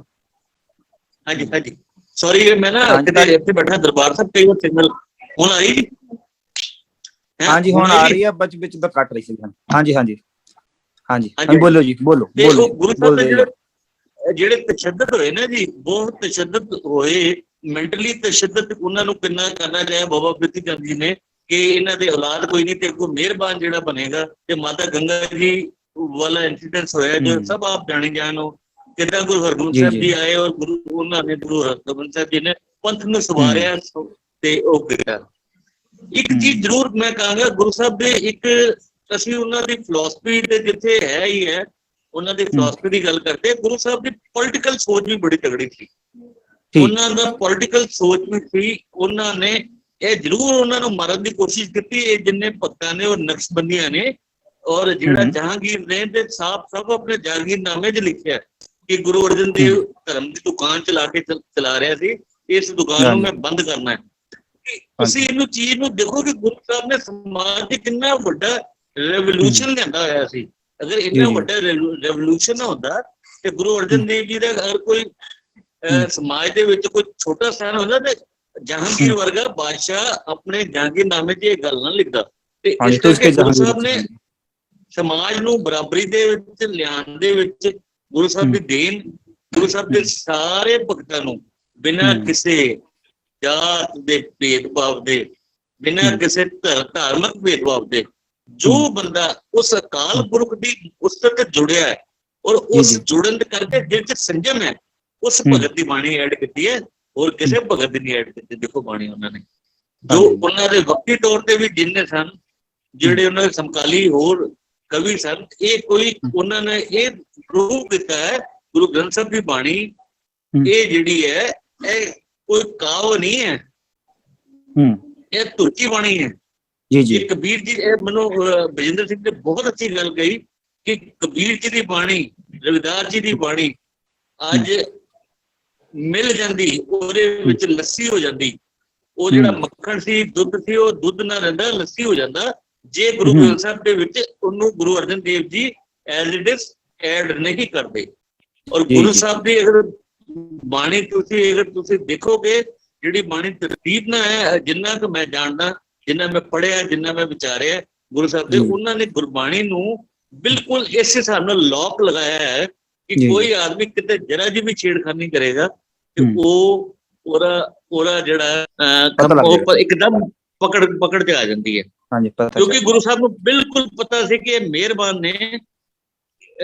ਅਸੀਂ ਬਾਅਦ ਚ ਵੀ ਦੇਖਿਆ ਕਿ ਜਨਮ ਸਾਖੀਆਂ 'ਚ ਕਈ ਜਗ੍ਹਾ ਤੇ ਬਾਬਾ ਮਿਹਰਬਾਨ ਨੇ ਉਹਦੇ ਵਿੱਚ ਮਿਲਾਵਟ ਕਰਨ ਦੀ ਕੋਸ਼ਿਸ਼ ਕੀਤੀ, ਜਿਹਦਾ ਖਮਿਆਜਾ ਅਸੀਂ ਅੱਜ ਤੱਕ ਭੁਗਤ ਰਹੇ ਹਾਂ। ਤੇ ਇਸੇ ਕਰਕੇ ਗੁਰੂ ਸਾਹਿਬ ਨੇ ਗੁਰਬਾਣੀ ਨੂੰ ਬਿਲਕੁਲ ਲੌਕਡ ਕੀਤਾ ਹੈ, ਐਸਾ ਵੱਡਾ ਤਾਲਾ ਲਗਾਇਆ ਹੈ ਕਿ ਜਿਸ ਤਾਲੇ ਨੂੰ ਖੋਲਣਾ ਕਿਸੇ ਕੋ ਸੰਜਮ ਨਹੀਂ। ਉਹ ਆਪ ਹੀ ਅਕਾਲ ਪੁਰਖ ਸੱਚੇ ਪਾਤਸ਼ਾਹ ਨੇ ਜੋ ਉਹਨਾਂ ਨੂੰ ਵਿਉਂਤਬੰਦੀ ਦਿੱਤੀ ਸੀ, ਉਸੇ ਵਿਉਂਤਬੰਦੀ ਨਾਲ ਉਹਨਾਂ ਨੇ ਜੁਗੋ ਜੁਗ ਗੁਰੂ ਗ੍ਰੰਥ ਸਾਹਿਬ ਜੀ ਦੇ ਆਦਿ ਗੁਰੂ ਗ੍ਰੰਥ ਸਾਹਿਬ ਜੀ ਦੀ ਸੰਪਾਦਨਾ ਕਰਕੇ ਸਾਰੇ ਭਗਤਾਂ ਨੂੰ ਵੀ ਅਮਰ ਕੀਤਾ ਤੇ ਆਪ ਗੁਰੂ ਸਾਹਿਬਾਨ ਦੇ ਬਾਣੀ ਨੂੰ ਵੀ ਬਿਲਕੁਲ ਬਰਾਬਰ ਮਤਲਬ ਉਹਨਾਂ ਨੇ ਬੜੇ ਸੁਚੱਜੇ ਢੰਗ ਨਾਲ ਸਾਰੇ ਤਰਤੀਬ ਵਾਈਜ਼ ਉਹਨੂੰ ਐਡ ਕਰਕੇ ਰੱਖਿਆ, ਜਿਹਨਾਂ ਕਿ ਅਸੀਂ ਅੱਜ ਹਰ ਸਿੱਖ ਔਰ ਹਰ ਜਾਤ ਔਰ ਮਜ਼ਹਬ ਦਾ ਬੰਦਾ ਜਾਂ ਹਰ ਲੋਕ ਉਸ ਬਾਣੀ ਤੋਂ ਸੇਧ ਲੈ ਕੇ, ਚਾਹੇ ਉਹ ਆਪਣੇ ਕਿਸੇ ਵੀ ਮਜ਼ਹਬ ਨੂੰ ਮੰਨਦੇ ਹਨ ਤਾਂ ਵੀ ਉਹਨਾਂ ਨੂੰ ਸੇਧ ਮਿਲੇਗੀ। ਉਹ ਜਿਹੜੀ ਬਾਣੀ ਹੈ ਇੰਨੀ ਸੋਹਣੀ ਤਬਲੀਗ ਕਰਦੀ ਹੈ। ਅਗਰ ਗੁਰਬਾਣੀ ਨੂੰ ਤੁਸੀਂ ਪੜ੍ਹ ਕੇ ਦੇਖੋ ਤੇ ਇੱਕ ਹਿੰਦੂ ਨੂੰ ਇੱਕ ਸੱਚਾ ਹਿੰਦੂ ਹੋਣ ਦੀ ਸੰਦੇਸ਼ ਵੀ ਦਿੰਦੀ ਹੈ ਤੇ ਇੱਕ ਅੱਛੇ ਮੁਸਲਮਾਨ ਨੂੰ ਅੱਛਾ ਮੁਸਲਮਾਨ ਹੋਣ ਦਾ ਵੀ ਸੰਦੇਸ਼ ਦਿੰਦੀ ਹੈ। ਇੰਨੀ ਵੱਡੀ ਜਿਹੜਾ ਸਿਸਟਮ ਹੈ ਉਹ ਕਿਸੇ ਜਗ੍ਹਾ ਨਹੀਂ ਹੈਗਾ, ਕਿਸੇ ਧਾਰਮਿਕ ਗ੍ਰੰਥ 'ਚ ਨਹੀਂ ਹੈਗਾ। ਤੇ ਮੈਂ ਜ਼ਰੂਰ ਇਹਨਾਂ ਸ਼ਬਦਾਂ ਨਾਲ ਖਿਮਾ ਦਾ ਯਾਚਕ ਹਾਂ, ਵਰਡ ਬੋਲਿਆ ਗਿਆ ਹੋਏ।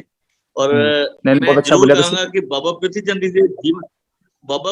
ਜੀ ਦੇ ਜੀਵਨ ਤੋਂ ਔਰ ਗੁਰੂ ਸਾਹਿਬ ਦੇ ਜੀਵਨ ਤੋਂ ਬੰਦੇ ਨੂੰ ਸੰਦੇਸ਼ ਲੈਣਾ ਚਾਹੀਦਾ ਕਿ ਜਦੋਂ ਪ੍ਰਬੰਧਕ ਜਿਹੜਾ ਹੈ, ਪ੍ਰਬੰਧਕ ਰੂਹਾਨੀਅਤ ਦੇ ਬਿਨਾਂ ਅਧੂਰਾ ਹੈ ਤੇ ਉਹੀ ਗੁਰੂ ਸਾਹਿਬ ਦੇ ਗੁਰੂ ਨਾਨਕ ਦੀ ਗੱਦੀ ਦਾ ਵਾਰਸ ਹੈ, ਜਿਹਦੇ 'ਚ ਨਮਰਤਾ ਹੋਏਗੀ, ਜਿਹਦੇ ਵਿੱਚ ਫਿਰ ਇੱਕ ਚੀਜ਼ ਹੋਰ ਮੈਂ ਜ਼ਰੂਰ ਕਹਿਣਾ ਚਾਹਾਂਗਾ, ਅੱਜ ਐਡ ਕਰ ਦੇਵਾਂ, ਲੋਕ ਗੱਲਾਂ ਤੇ ਬੜੀਆਂ ਅੱਛੀਆਂ ਸਭ ਕਰ ਲੈਂਦੇ ਨੇ, ਉਹ ਤੇ ਪਹਿਰਾ ਨਹੀਂ ਕੋਈ ਦਿੰਦਾ। ਤੇ ਗੁਰੂ ਅਰਜਨ ਦੇਵ ਜੀ ਨੇ ਸ਼ਹਾਦਤ ਦੇ ਕੇ ਤਤੀ ਤਵੀ ਤੇ ਉਹਨੂੰ ਠੰਡੀ ਕਰਤਾ। ਤਤੀ ਤਵੀ ਨੂੰ ਚਾਹੇ ਉਸ ਸਮੇਂ ਤੇ ਅੱਗ ਬਲਦੀ ਹੋਏਗੀ, ਲੇਕਿਨ ਗੁਰੂ ਸਾਹਿਬ ਨੇ ਉਹਨੂੰ ਠੰਡੀ ਕਰਕੇ ਜਾਣਿਆ ਔਰ ਪਰਮਾਤਮਾ ਨੇ ਵੀ ਉਹਨੂੰ ਠੰਡੀ ਕਰਕੇ ਰੱਖਿਆ। ਤੇ ਗੁਰੂ ਸਾਹਿਬ ਨੇ ਆਪਣੇ ਸਿੱਖਾਂ ਨੂੰ ਐਸਾ ਜਜ਼ਬਾ ਦੇਤਾ ਕਿ ਸਿੱਖ ਕਦੀ ਰਹਿੰਦੀ ਦੁਨੀਆ ਦੇ ਵਿੱਚ ਵੀ ਆਪਣੇ ਅਕੀਦੇ ਤੋਂ, ਆਪਣੇ ਪੰਥ ਤੋਂ, ਆਪਣੇ ਤੋਂ ਕਦੀ ਡੋਲ ਨਹੀਂ ਸਕੇਗਾ। ਉਹ ਤੱਤੀ ਤਵੀ ਤੇ ਬਹਿ ਕੇ ਗੁਰੂ ਸਾਹਿਬ ਨੇ ਕਹਿਤਾ। ਉਹਨਾਂ ਨੇ ਕੈਸਾ ਮਾਨ ਕੈਸਾ ਅਪਮਾਨ, ਅਸੀਂ ਸੁਖਮਨੀ ਸਾਹਿਬ ਪੜ੍ਹਦੇ ਹਾਂ ਹਾਂਜੀ, ਤੇ ਕਿੰਨਾ ਤੁਸੀਂ ਦੇਖੋ, ਜੇ ਉਹਨਾਂ ਨੇ ਉਹ ਉਸ ਚੀਜ਼ ਨੂੰ ਉਹਨਾਂ ਨੇ ਬਰਾਬਰ ਸਮ ਕਰਕੇ ਜਾਣਿਆ, ਜੇ ਦੁੱਖ ਹੈ ਤੇ ਸੁੱਖ ਉਹਨੂੰ ਸਮ ਕਰਕੇ ਜਾਣਿਆ। ਤੇ ਇਹ ਇੱਕ ਬਹੁਤ ਵੱਡਾ ਸੰਦੇਸ਼ ਹੈ, ਰੂਹਾਨੀਅਤ ਦੇ ਤੌਰ ਤੇ ਵੀ ਸੰਦੇਸ਼ ਹੈ।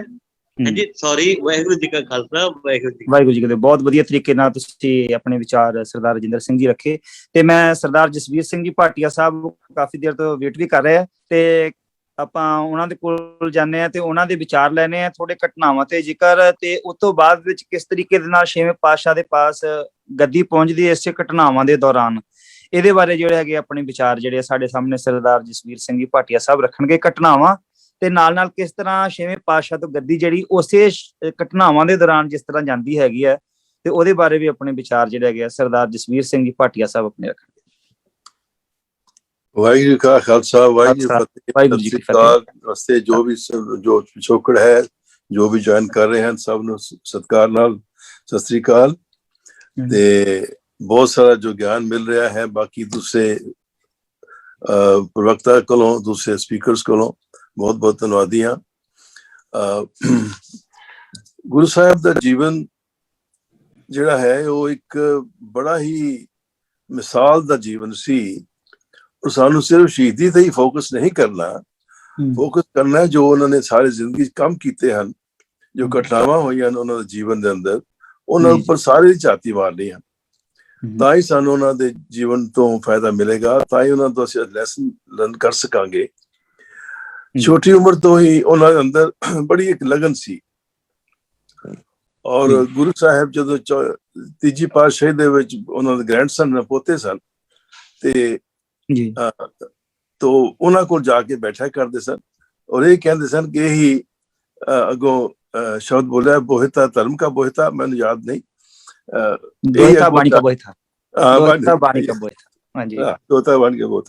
ਸੋ ਉਹਨਾਂ ਅੰਦਰ ਇੱਕ ਬਚਪਨ ਤੋਂ ਹੀ ਇੱਕ ਰੂਹਾਨੀ ਤਾਕਤ ਸੀ, ਨਿਸ਼ਾਨਾ ਸੀ ਜਿਹੜਾ ਦੱਸਦਾ ਸੀ ਕਿ ਉਹ ਵੀ ਇੱਕ ਮਾਮੂਲੀ ਬੱਚਾ ਨਹੀਂ ਸਨ। ਸੋ ਖੈਰ ਐਨੀਹਾਓ ਵਕਤ ਬਾਅਦ ਜਾ ਕੇ ਜਦੋਂ ਉਹਨਾਂ ਦੀ ਗੁਰਿਆਈ ਹੋਈ, ਲਾਹੌਰ ਜਾ ਕੇ ਉਹ ਰਹੇ ਸਨ, ਤੇ ਉਹਨਾਂ ਨੇ ਆਪਣੇ ਜੋ ਚਿੱਠੀਆਂ ਲਿਖੀਆਂ ਭੈਣ ਜੀ ਨੇ ਉਹ ਸ਼ਬਦ ਕਹੇ ਹਨ, ਮੈਂ ਰਿਪੀਟ ਨਹੀਂ ਕਰਾਂਗਾ।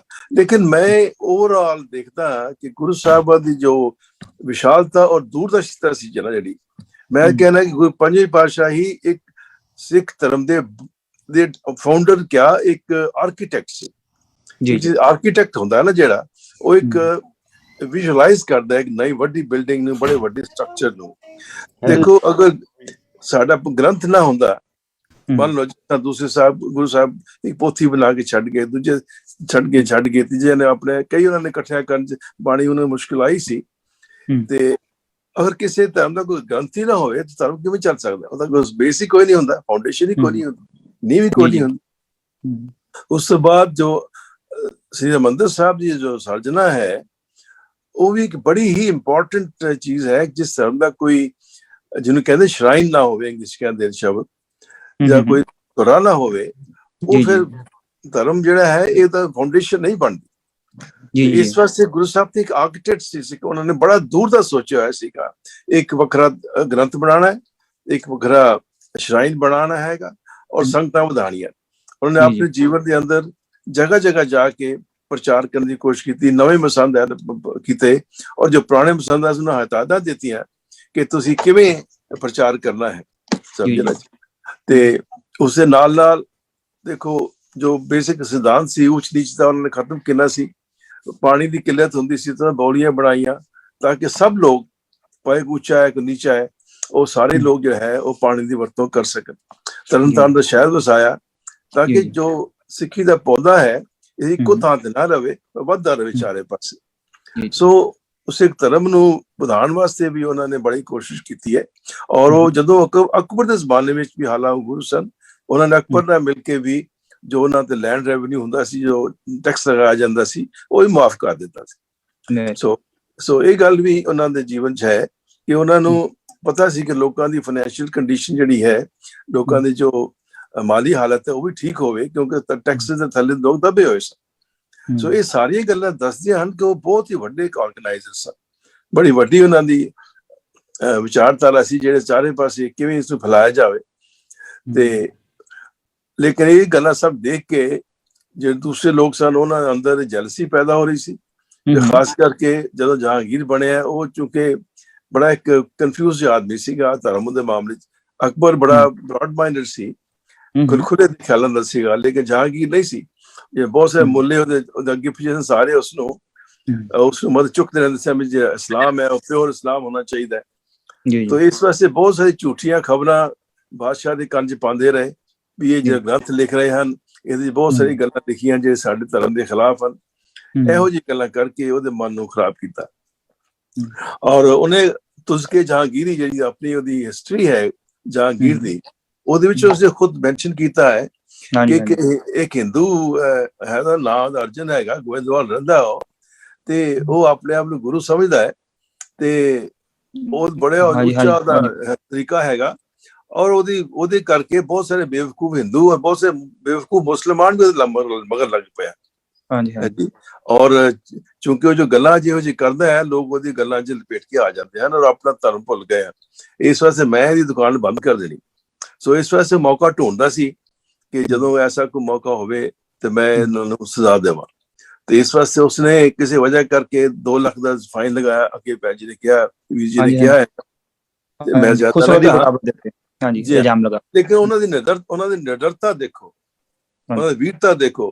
ਇੱਕ ਬਾਦਸ਼ਾਹ, ਇੱਕ ਪਾਸੇ ਇੱਕ ਬਾਦਸ਼ਾਹ ਹੈ, ਇੱਕ ਪਾਸੇ ਇੱਕ ਸੰਤ ਮਹਾਤਮਾ ਗੁਰੂ ਜਿਹਨੂੰ ਅਸੀਂ ਕਹਿੰਦੇ ਸਾਡੇ ਵਾਸਤੇ ਗੁਰੂ, ਲੇਕਿਨ ਉਹਨਾਂ ਵਾਸਤੇ ਇੱਕ ਸੰਤ ਮਹਾਤਮਾ। ਕਿਤਨੀ ਹਿੰਮਤ, ਕਿਤਨੀ ਤਾਕਤ ਸੀ ਉਹਨਾਂ ਦੇ ਅੰਦਰ ਦਿਖਾਇਆ, ਨਿਡਰਤਾ ਸੀ। ਉਹਨੂੰ ਜਵਾਬ ਦਿੰਦੇ ਨੇ ਕਿ ਮੈਂ ਤੈਨੂੰ ਕੋਈ ਪੈਸਾ ਨਹੀਂ ਦੇ ਸਕਦਾ, ਕੋਈ ਜਿਹੜਾ ਪੈਸਾ ਮੇਰੇ ਕੋਲ ਹੈ ਇਹ ਸੰਗਤਾਂ ਦਾ ਪੈਸਾ ਹੈ, ਗਰੀਬਾਂ ਦਾ ਪੈਸਾ ਹੈ, ਉਹਨਾਂ ਦੀ ਸੇਵਾ ਵਾਸਤੇ ਵਰਤਿਆ ਜਾ ਸਕਦਾ ਹੈ। ਤੇ ਜੇ ਮੇਰੇ ਕੋਲ ਕੋਈ ਆਪਣਾ ਚੀਜ਼ ਹੈ ਤੂੰ ਬੇਸ਼ੱਕ ਲੈ ਲੈ, ਤੇ ਜੇ ਤੂੰ ਮੇਰੇ ਕੋਲ ਆਖੇਂਗੇ ਫਾਈਨ ਹੈ ਦੇ ਉੱਤੇ, ਮੈਂ ਤੇ ਕੌਡੀ ਤੱਕ ਨਹੀਂ ਦੇ ਦਿੱਤਾ। ਹਾਂਜੀ ਠੀਕ ਹੈ, ਇਹਦੇ ਵਿੱਚ ਅਗਰ ਤੂੰ ਮੇਰੀ ਜਾਨ ਵੀ ਲੈਣਾ ਚਾਹਨਾ ਤਾਂ ਕੋਈ ਗੱਲ ਲੈ ਲੈ, ਮੈਨੂੰ ਫਰਕ ਨਹੀਂ ਪੈਣਾ। ਦੇਖੋ ਇਹ ਨਿਡਰਤਾ ਜਿਹੜੀ ਹੈ ਨਾ, ਇਹ ਨਿਡਰਤਾ ਬੜੀ ਇੱਕ ਮਾਮੂਲੀ ਨਿਡਰਤਾ ਨਹੀਂ ਹੈ। ਇੱਕ ਮੁਲਕ ਦੇ ਬਾਦਸ਼ਾਹ ਅੱਗੇ ਇਹੋ ਜਿਹੀ ਗੱਲ ਕਹਿ ਦੇਣਾ, ਇਹਦੇ ਵਾਸਤੇ ਬੜਾ ਵੱਡਾ ਇੱਕ ਪਾਵਰ ਚਾਹੀਦੀ ਹੈ, ਬੜੀ ਵੱਡੀ ਰੂਹਾਨੀਅਤ ਤਾਕਤ ਚਾਹੀਦੀ ਹੈ। ਔਰ ਇਹ ਗੁਰੂ ਸਾਹਿਬ ਡੈਮੋਨਸਟ੍ਰੇਟ ਕੀਤਾ ਹੈ, ਉਹ ਦ੍ਰਿੜਤਾ ਕੀਤੀ ਹੈ ਜ਼ਾਹਿਰ ਕਿ ਕਿਸ ਤਰ੍ਹਾਂ ਇਨਸਾਨ ਨੂੰ ਨਿਡਰ ਹੋ ਕੇ ਆਪਣੀ ਅਣਖ ਦੇ ਨਾਲ ਜੋ ਜੀਣਾ ਹੈ ਔਰ ਸੱਚਾਈ ਦੇ ਰਸਤੇ ਤੇ ਚੱਲਣਾ ਹੈ। ਤਾਂ ਇੱਕ ਸੱਚਾ ਮਾਰਗ ਨੂੰ ਫਾਲੋ ਕਰਦੇ ਹੋਏ ਉਹ ਆਪਣਾ ਜੀਵਨ ਉਹਨਾਂ ਜਿਆ ਹੈ। ਬਾਕੀ ਉਹ ਚੰਦੂ ਦੀ ਕਹਾਣੀ ਜੋ ਦੱਸੀ ਹੈ ਕਿ ਉਹ ਚੰਦੂ ਦੀ ਲੜਕੀ ਦੇ ਰਸਤਾ ਉਹਨਾਂ ਨੇ ਲੈ ਕੇ ਆਏ, ਹੋ ਗਿਆ ਹੋ ਗਈ ਗੱਲ, ਮੈਂ ਰਿਪੀਟ ਨਹੀਂ ਕਰਾਂਗਾ। ਮੇਰੇ ਭਾਵ ਸੀ I want to connect the hole thing, ਹਾਂ ਮੈਂ ਇਸ ਨੂੰ ਰਿਪੀਟ ਨਹੀਂ ਕਰਾਂਗਾ। ਸੋ ਉਹ ਬਹਾਨਾ ਮਿਲ ਗਿਆ, ਚੰਦੂ ਨੇ ਕਿਹਾ ਮੈਂ ਕਰਾਂਗਾ ਉਹਨਾਂ ਤੇ ਜੋ ਸਾਰੇ ਜ਼ੁਲਮ ਹੋਏ, ਚੰਦੂ ਦੀ ਰਿਸਪਾਂਸਿਬਿਲਿਟੀ ਵਿੱਚ ਸੀਗੀ। ਔਰ ਦੇਖੋ ਉਹਦੇ ਵਿੱਚ ਵੀ ਮੈਂ ਕਹਾਂਗਾ ਕਿ ਚੰਦੂ ਦੇ ਆਪਣੀ ਫੈਮਿਲੀ ਵਿੱਚ ਏਕਤਾ ਨਹੀਂ ਸੀ। ਉਹਨਾਂ ਦਾ ਆਪਣੀ ਪਤਨੀ ਔਰ ਆਪਣੀ ਨੂੰਹ ਉਹਨਾਂ ਦੀ ਗੁਰੂ ਸਾਹਿਬ ਕੋਲ ਆਈ ਸੀ ਔਰ ਉਹ ਆਏ ਸਨ ਮਿੱਠਾ ਪਾਣੀ ਲੈ ਕੇ, ਜਿਹਨੂੰ ਪਤਾ ਸੀ ਲਾਹੌਰ ਚ ਕੈਦ ਸਨ ਔਰ ਉਹਨਾਂ ਪਾਣੀ ਤੱਕ ਪੀਣ ਦੀ ਇਜਾਜ਼ਤ ਨਹੀਂ ਸੀ।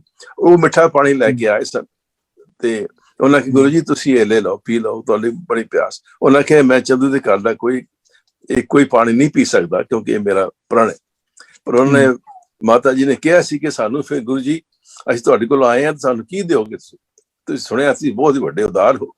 ਉਹਨੇ ਕਿਹਾ ਅੱਛਾ ਬੀਬੀ, ਜੋ ਤੁਹਾਡੇ ਮਿੱਠਾ ਪਾਣੀ ਹੈ ਇਹ ਸੰਸਾਰ ਪੀਏਗਾ ਤੁਹਾਡੇ ਨਾਂ ਦੇ ਉੱਪਰ। ਹਾਂਜੀ, ਤੇ ਤਾਂ ਹੀ ਅਸੀਂ ਦੇਖੋ ਇਹ ਛਬੀਲਾ ਲਗਾਉਂਦੇ ਹਾਂ। ਇਹ ਛਬੀਲ ਦੀ ਇਹ ਹਿਸਟਰੀ ਹੈ ਕਿ ਉਹਨਾਂ ਦੇ ਦਿੱਤੇ ਹੋਏ ਵਰ ਨੂੰ, ਗੁਰੂ ਸਾਹਿਬਾਨ ਦੇ ਦਿੱਤੇ ਵਰ ਨੂੰ ਤੇ ਚੰਦੂ ਦੀ ਬੀਵੀ ਨੂੰ, ਨੂੰਹ ਨੂੰ, ਇਹ ਅੱਜ ਛਬੀਲਾਂ ਦਾ ਚੱਕਰ ਚੱਲਿਆ ਹੈ। ਔਰ ਉਹਦੇ ਵਿੱਚ ਬੀਬੀਆਂ ਨੇ ਇਹ ਵੀ ਪੁੱਛਿਆ ਸੀ ਕਿ ਅਸੀਂ ਤੁਹਾਡੀ ਇਹ ਸ਼ਹਾਦਤ ਨਹੀਂ ਦੇਖ ਸਕਦੇ, ਸਾਨੂੰ ਇਹ ਤੁਸੀਂ ਦਾਤ ਬਖਸ਼ੋ, ਜੇ ਤੁਸੀਂ ਪ੍ਰਾਣ ਦਿਓਗੇ ਤੇ ਸਾਡੇ ਪ੍ਰਾਣ ਵੀ ਨਾਲ ਚਲੇ ਜਾਣ। ਔਰ ਇਤਿਹਾਸ ਕਹਿੰਦਾ ਹੈ ਉਹਨਾਂ ਦਾ ਨੂੰਹ ਔਰ ਉਹਨਾਂ ਦੀ ਮਾਤਾ ਜੀ ਵੀ ਹੁਣ ਪਰਲੋਕ ਸੁਧਾਰ ਗਏ ਸਨ ਜਦੋਂ ਗੁਰੂ ਸਾਹਿਬ ਦੀ ਸ਼ਹੀਦੀ ਹੋਈ। ਸੋ ਇਹ ਗੱਲਾਂ ਜਿਹੜੀਆਂ ਦੱਸਦੀਆਂ ਹਨ ਕਿ ਉਹਨਾਂ ਦੀ ਮਾਨਤਾ ਕਿਤਨੀ ਸੀ। ਸੋ ਉਹਨਾਂ ਦੀ ਸ਼ਹੀਦੀ ਇੱਕ ਬੜੀ ਹੀ ਐਗਜ਼ਾਮਪਲ ਹੈ ਸੰਸਾਰ ਵਾਸਤੇ, ਇਹ ਕਿਸੇ ਸਿੱਖਾਂ ਵਾਸਤੇ ਨਹੀਂ ਹੈ, ਇਨਸਾਨੀਅਤ ਵਾਸਤੇ, ਸਾਰੀ ਇਨਸਾਨੀਅਤ ਵਾਸਤੇ ਇਹ ਲੈਸਨ ਹੈ ਕਿ ਆਪਣਾ ਜੀਵਨ ਜੋ ਹੈ ਨਿਡਰਤਾ ਨਾਲ ਜਿਓ, ਅਣਖ ਨਾਲ ਜਿਓ ਔਰ ਸੱਚਾਈ ਦੇ ਰਸਤੇ ਚਲੋ। ਕਿਸੇ ਆਪਰੇਸ਼ਨ ਕਿਸੇ ਜ਼ੁਲਮ ਦੇ ਅੱਗੇ ਝੁਕਣਾ ਨਹੀਂ। ਕੋਈ ਜੀਵਨ ਦਾ ਕੁਛ ਨਹੀਂ ਉਹਨਾਂ ਕਿਹਾ, जीवन की पहले मरना कबूल कर फिर जीवन की आस। तो जो जीवन है वो शरीरक जीवन जो शारीरिक डेथ है ਉਹਦਾ ਕੋਈ ਮਤਲਬ ਨਹੀਂ ਹੈ। ਸੋ ਇਹ ਗੱਲਾਂ ਹਨ ਗੁਰੂ ਸਾਹਿਬ ਦੀਆਂ। ਤੋ ਮੈਨੂੰ ਇਸ ਦਾ ਇਤਿਹਾਸ ਨਹੀਂ ਪਤਾ ਗੁਰੂ ਛੇਵੇਂ ਗੁਰੂ ਹਰਗੋਬਿੰਦ ਪਾਤਸ਼ਾਹ ਜੀ ਹਰਗੋਬਿੰਦ ਸਾਹਿਬ ਨੂੰ ਕਿਵੇਂ ਉਹਨਾਂ ਨੇ ਵਿੱਚੋਂ ਗੁਰੂ ਬਣਾਇਆ।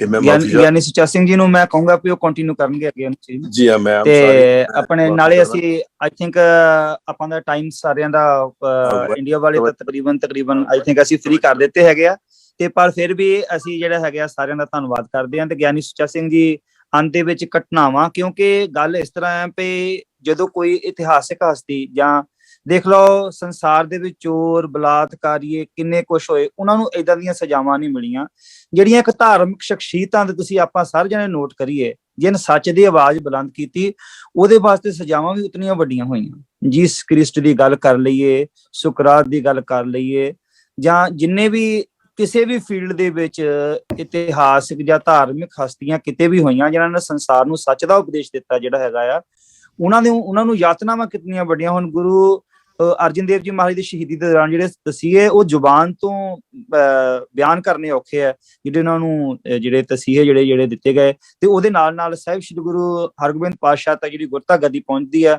ਇਹ ਕਰਕੇ ਘਟਨਾਵਾਂ ਤੇ ਉਹ ਤੋਂ ਸਾਨੂੰ ਅੱਗੇ ਜੋ ਰਿਜ਼ਲਟਸ ਹੈਗੇ ਉਹਦੇ ਬਾਰੇ ਸ਼ਾਰਟ ਵਿੱਚ ਦੱਸ ਕੇ ਅਸੀਂ ਇਸ ਪ੍ਰੋਗਰਾਮ ਦੀ ਜਿਹੜੀ ਸਮਾਪਤੀ ਵੱਲੋਂ ਜਾਵਾਂਗੇ। ਸਾਰੇ ਮੈਂ ਪਾਟਿਆ ਸਾਹਿਬ ਕੁਝ ਕਹਿਣਾ ਚਾਹੁੰਦੇ ਪਹਿਲਾਂ? ਵੀਰ ਜੀ ਇੱਕ ਹੋਰ ਛੋਟੀ ਜਿਹੀ ਗੱਲ ਕਹਿਣਾ ਚਾਹੁੰਦਾ ਜੀ। ਅੱਗੇ ਦੱਸਿਆ ਗਿਆ ਨਾ ਕਿ ਉਹ ਆਪਣੇ ਜੀਵਨ ਦੇ ਵਿੱਚ ਘੋੜਿਆਂ ਦਾ ਵਪਾਰ ਕਰਦੇ ਸੀ। ਮੈਂ ਇਹ ਸਮਝਦਾ ਕਿ ਉਹ ਸਿਰਫ ਵਪਾਰ ਖਾਤਰ ਦੀ ਵਪਾਰ ਨਹੀਂ ਸੀ ਕਰਦੇ, ਉਹਨਾਂ ਦੇ ਅੰਦਰ ਇੱਕ ਵਿਜ਼ਨ ਸੀ ਕਿਉਂਕਿ ਉਹਨੂੰ ਪਤਾ ਸੀ ਸ਼ਾਇਦ ਆਉਣ ਵਾਲੇ ਸਮੇਂ ਵਿੱਚ ਕੀ ਹੋਣਾ। ਤੇ ਜਿਹੜੇ ਘੋੜਸਵਾਰ ਆਉਂਦੇ ਸਨ, ਜਿਹੜੇ ਸਿੱਖ ਘੋੜੇ ਲੈ ਕੇ ਆਉਂਦੇ ਸਨ, ਉਹਦੇ ਇਸ ਵਕਤ ਘੋੜਸਵਾਰ ਵੀ ਬਣ ਗਏ। ਉਹ ਘੋੜਸਵਾਰੀ ਦੀ ਉਹਨਾਂ ਨੂੰ ਜੋ ਟ੍ਰੇਨਿੰਗ ਮਿਲ ਗਈ, ਇਹ ਵੀ ਇੱਕ ਉਹਨਾਂ ਦਾ ਇੱਕ ਭਾਵ ਇਹਦੀ ਭੇਦ ਸੀਗਾ ਮੇਰੇ ਖਿਆਲ ਦੇ ਅੰਦਰ ਕਿ ਉਹਨਾਂ ਨੂੰ ਸਿੱਖਾਂ ਨੂੰ ਤਿਆਰ ਕਰਨ ਵਾਸਤੇ ਘੋੜਸਵਾਰੀ ਦੀ ਇਹ ਗੱਲਾਂ ਦੱਸੀਆਂ ਆਈ ਥਿੰਕ। ਤੇ ਗਿਆਨੀ ਸੁੱਚਾ ਸਿੰਘ ਜੀ ਤੁਸੀਂ ਹੈ ਨਾ ਇੱਕ ਘਟਨਾਵਾਂ ਤੇ ਅੱਗੇ ਜਿਹੜੇ ਰਿਜ਼ਲਟਸ ਹੈਗੇ ਉਹਦੇ ਬਾਰੇ ਆਪਣੇ ਜਿਹੜੇ ਹੈਗੇ ਸੰਖੇਪ ਰੂਪ ਵਿੱਚ ਵਿਚਾਰ ਜਿਹੜੇ ਹੈਗੇ ਰੱਖੀਏ, ਤੇ ਨਾਲ ਨਾਲ ਅਸੀਂ ਫਿਰ ਪ੍ਰੋਗਰਾਮ ਦੀ ਜਿਹੜੀ ਹੈਗੀ ਸਮਾਪਤੀ ਵੱਲ ਜਾਵਾਂਗੇ। ਥੈਂਕ ਯੂ ਵੈਰੀ ਮਚ ਜੀ। ਹਾਂਜੀ, ਸੋ ਸਭ ਤੋਂ ਪਹਿਲੇ ਤੇ ਸਾਰਿਆਂ ਦੇ ਬਹੁਤ ਬਹੁਤ ਧੰਨਵਾਦ ਜੀ, ਬੜਾ ਕੁਝ ਸਿੱਖਣ ਵਾਸਤੇ ਮਿਲ ਰਿਹਾ ਜੀ। ਤੇ ਘਟਨਾਵਾਂ ਗੁਰੂ ਅਰਜਨ ਦੇਵ ਜੀ ਦੇ ਸ਼ਹੀਦੀ ਦੇ ਨਾਲ ਰਿਲੇਟਡ ਬਹੁਤ ਸਾਰੀਆਂ ਨੇ। ਜਿਹੜਾ ਸ਼੍ਰੀ ਗੁਰੂ ਗ੍ਰੰਥ ਸਾਹਿਬ ਜੀ ਦੀ ਅਸੀਂ ਗੱਲ ਕਰ ਲਈ ਹੈ, ਤੇ ਚੰਦੂ ਦੀ ਗੱਲ ਕੀਤੀ ਹੈ, ਜਹਾਂਗੀਰ ਦੀ ਡਾਇਰੀ ਦੀ ਗੱਲ ਕੀਤੀ ਹੈ, ਜਿਹੜੀ ਤੁਜ਼ਕੇ ਜਹਾਂਗੀਰੀ ਜਿਸ ਨੂੰ ਕਿਹਾ, ਤੇ ਉਹ ਸਾਰੀ ਅਸੀਂ ਗੱਲ ਕੀਤੀ ਹੈ। ਤਾਂ ਜਿਹੜੀ ਮੇਨ ਗੱਲ ਹੈਗੀ ਹੈ ਕਿ ਗੁਰੂ ਅਰਜਨ ਦੇਵ ਜੀ ਦਾ ਟਾਈਮ ਐਸਾ ਹੈ ਜਿਸ ਵੇਲੇ ਸਿੱਖਾਂ ਦੀ ਜਿਹੜੀ ਗਿਣਤੀ ਹੈ, ਸਿੱਖੀ ਨੂੰ ਫੋਲੋ ਕਰਨ ਵਾਲਿਆਂ ਦੀ ਗਿਣਤੀ ਹੈ, ਉਹ ਸਭ ਤੋਂ ਜ਼ਿਆਦਾ ਗੁਰੂ ਅਰਜਨ ਦੇਵ ਜੀ ਦੇ ਟਾਈਮ ਤੇ ਹੋਈ ਹੈ। ਅੱਗੇ ਪਿੱਛੇ ਇੰਨੀ ਗਿਣਤੀ ਕਦੇ ਵੀ ਨਹੀਂ ਹੋਈ। ਤਾਂ ਹੁਣ ਉਹ ਜਿਸ ਵੇਲੇ ਦੂਜੇ ਪਾਸੇ ਜਿਹੜਾ ਤਵੱਸਵ ਦਾ ਭਰਿਆ ਹੋਇਆ, ਜਿਹੜਾ ਜਨੂਨ ਦਾ ਭਰਿਆ ਹੋਇਆ ਕੋਈ ਬਾਦਸ਼ਾਹ ਜਿਹੜਾ ਆਪਣੇ ਆਪ ਨੂੰ ਧਰਮੀ ਵੀ ਕਹਾਉਂਦਾ, ਜਾਂ ਇਉਂ ਹੁੰਦਾ ਕਿ ਉਸ ਬੰਦੇ ਨੂੰ ਜਿਸ ਵੇਲੇ ਧਰਮ ਦੇ ਲੋਕ ਉਹਦੀ ਹੈਲਪ ਕਰਦੇ ਆ ਉਹਨੂੰ ਰਾਜ ਭਾਗ ਦਿਵਾਉਣ ਦੇ ਵਿੱਚ, ਤੇ ਉਹ ਫਿਰ ਬਦਲੇ ਦੇ ਵਿੱਚ ਮੰਗਦੇ ਆ ਕੁਛ। ਹੁਣ ਬਦਲੇ ਦੇ ਵਿੱਚ ਜਦੋਂ ਮੰਗਦੇ ਆ ਤੇ ਮੁਸਲਮਾਨ ਧਰਮ ਦੀ ਜਿਹੜੀ ਫਿਲਾਸਫੀ ਹੈ ਉਹ ਇੱਕ ਜਿਹੜੀ ਸਾਹਮਣੇ ਆਉਂਦੀ ਹੈ, ਇੱਕ ਜਿਹੜਾ ਹਰਡਲ ਬਣ ਕੇ ਕਿ ਜਿਹੜਾ ਦੁਨੀਆ ਦੇ ਵਿੱਚ ਜਿਹੜਾ ਮੁਸਲਮਾਨ ਹੈ, ਜਿਹੜਾ ਮੂਮੀਨ ਹੈ, ਉਹੀ ਬੰਦਾ ਹੈ ਤੇ ਬਾਕੀ ਸਾਰੇ ਕਾਫਰ ਹੈ। ਠੀਕ ਹੈ ਜੀ। ਸੋ ਉਹ ਧਰਮ ਦੀ ਦੁਨੀਆ ਜਿਹੜੀ ਉਹਨਾਂ ਦੀ ਹੈਗੀ ਹੈ ਉਹ ਉਹਨਾਂ ਨੂੰ ਸਿਖਾਲਦੀ ਹੈ। ਸੋ ਉਹਦੇ ਵਿੱਚ ਮੁੱਲਾਂ ਤੇ ਜਿਹੜੇ ਧਰਮੀ ਲੋਕ, ਉਹਨਾਂ ਦੇ ਸੋ-ਕਾਲਡ ਧਰਮੀ ਲੋਕ, ਇਹੀ ਚੀਜ਼ ਜਿਹੜੀ ਉਹਨਾਂ ਦੇ ਦਿਮਾਗ ਦੇ ਵਿੱਚ ਬੈਠੀ ਹੋਈ ਹੈ। ਤਾਂ ਹੁਣ ਜਿਸ ਵੇਲੇ ਦੂਸਰੇ ਕਿਸੇ ਵੀ ਧਰਮ ਦੀ ਗਿਣਤੀ ਵਧੇਗੀ ਤੇ ਉਹਨਾਂ ਨੂੰ ਤਕਲੀਫ ਹੋਏਗੀ।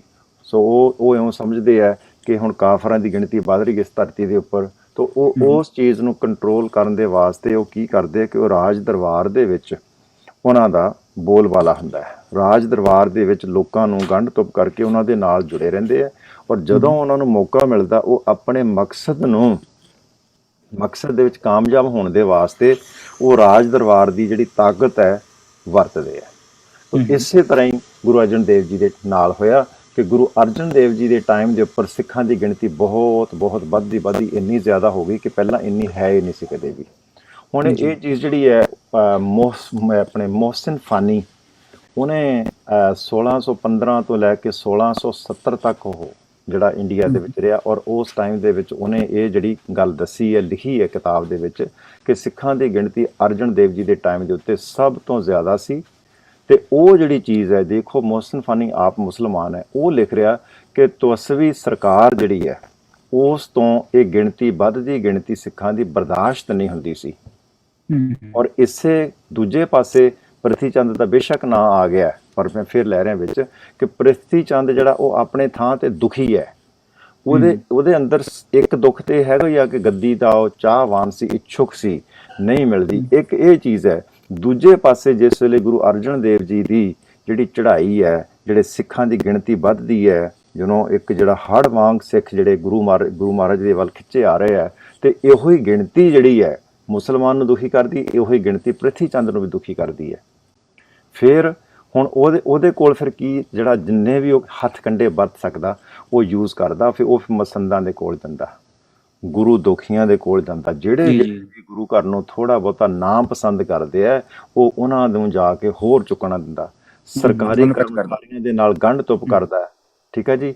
ਫਿਰ ਬਟਾਲੇ ਦੇ ਸੁਲਹੀ ਖਾਨ ਨੂੰ ਚੁਕਾ ਕੇ ਲੈ ਕੇ ਆਉਂਦਾ, ਅੰਮ੍ਰਿਤਸਰ ਤੇ ਹਮਲਾ ਕਰਨ ਦੇ ਵਾਸਤੇ ਲੈ ਆਉਂਦਾ, ਠੀਕ ਹੈ ਜੀ। ਹੁਣ ਉਹਦੇ ਵਾਸਤੇ ਗੁਰਬਾਣੀ ਦੇ ਵਿੱਚ ਸ਼ਬਦ ਵੀ ਹੈਗਾ, ਸੁਲਹੀ ਤੇ ਨਾਰਾਇਣ ਰਾਖ, ਸੁਲਹੀ ਕਾ ਹਾਥ ਕਹੀਂ ਨਾ ਪਹੁੰਚੈ, ਸੁਲਹੀ ਹੋਏ ਮੂਆ ਨਾ ਪਾਕ, ਕਾੜ ਕੁਠਾਰ ਖਸਮ ਸਿਰ ਕਾਟਿਆ, ਖਿਨਮੈ ਹੋਏ ਗਿਆ ਹੈ ਖਾਕ, ਮੰਦਾ ਚਿਤਵਤ ਪਚਿਆ, ਜਿਨ ਰਚਿਆ ਤਿੰਨ ਦੀਨਾ ਧਾਕ, ਪੁੱਤਰ ਮੀਤ ਧਨ ਕਿਛੂ ਨਾ ਰਹਿਓ, ਸੋ ਛੋੜ ਗਿਆ ਸਭ ਭਾਈ ਸਾਕ, ਕਹੋ ਨਾਨਕ ਤਿਸ ਪ੍ਰਭ ਬਲਿਹਾਰੀ, ਜਿਨ ਜਨ ਕਾ ਕੀਨੋ ਪੂਰਨ ਵਾਕ। ਸੋ ਇਹ ਇਸ ਚੀਜ਼ ਨੂੰ ਵਿਦਵਾਨ ਜਿਹੜੇ ਮੰਨਦੇ ਆ, ਠੀਕ ਹੈ ਜੀ, ਕਿ ਇਹ ਜਿਹੜਾ ਸੁਲਹੀ ਦੇ ਨਾਲ ਰਿਲੇਟਡ ਸ਼ਬਦ ਹੈਗਾ, ਤਾਂ ਉਹ ਹਵਾਲੇ ਦੇ ਤੌਰ ਤੇ ਗੁਰੂ ਮਹਾਰਾਜ ਯੂਜ਼ ਕਰ ਸਕਦੇ, ਸ਼ਬਦ ਆਉਂਦੇ ਇਸ ਤਰ੍ਹਾਂ, ਤਾਂ ਉਸ ਹਵਾਲੇ ਦੇ ਵਿੱਚ ਇਹ ਗੱਲ ਹੁੰਦੀ ਹੈ। ਤਾਂ ਹੁਣ ਉਹ ਜਿਸ ਵੇਲੇ ਸੁਲਹੀ ਖਾਨ ਨੂੰ ਚੁਕਾ ਕੇ ਪ੍ਰਿਥੀ ਚੰਦ ਲਿਆਉਂਦਾ ਹੈ ਗੁਰੂ ਮਹਾਰਾਜ ਜੀ ਤੇ ਹਮਲਾ ਕਰਨ ਦੇ ਵਾਸਤੇ, ਤੇ ਹੁੰਦਾ ਕੀ ਹੈ, ਰਸਤੇ ਦੇ ਵਿੱਚ ਆਵੇ ਦੀ ਅੱਗ ਦੇ ਵਿੱਚ ਡਿੱਗ ਜਾਂਦਾ, ਘੋੜੇ ਸਣੇ ਵਿੱਚ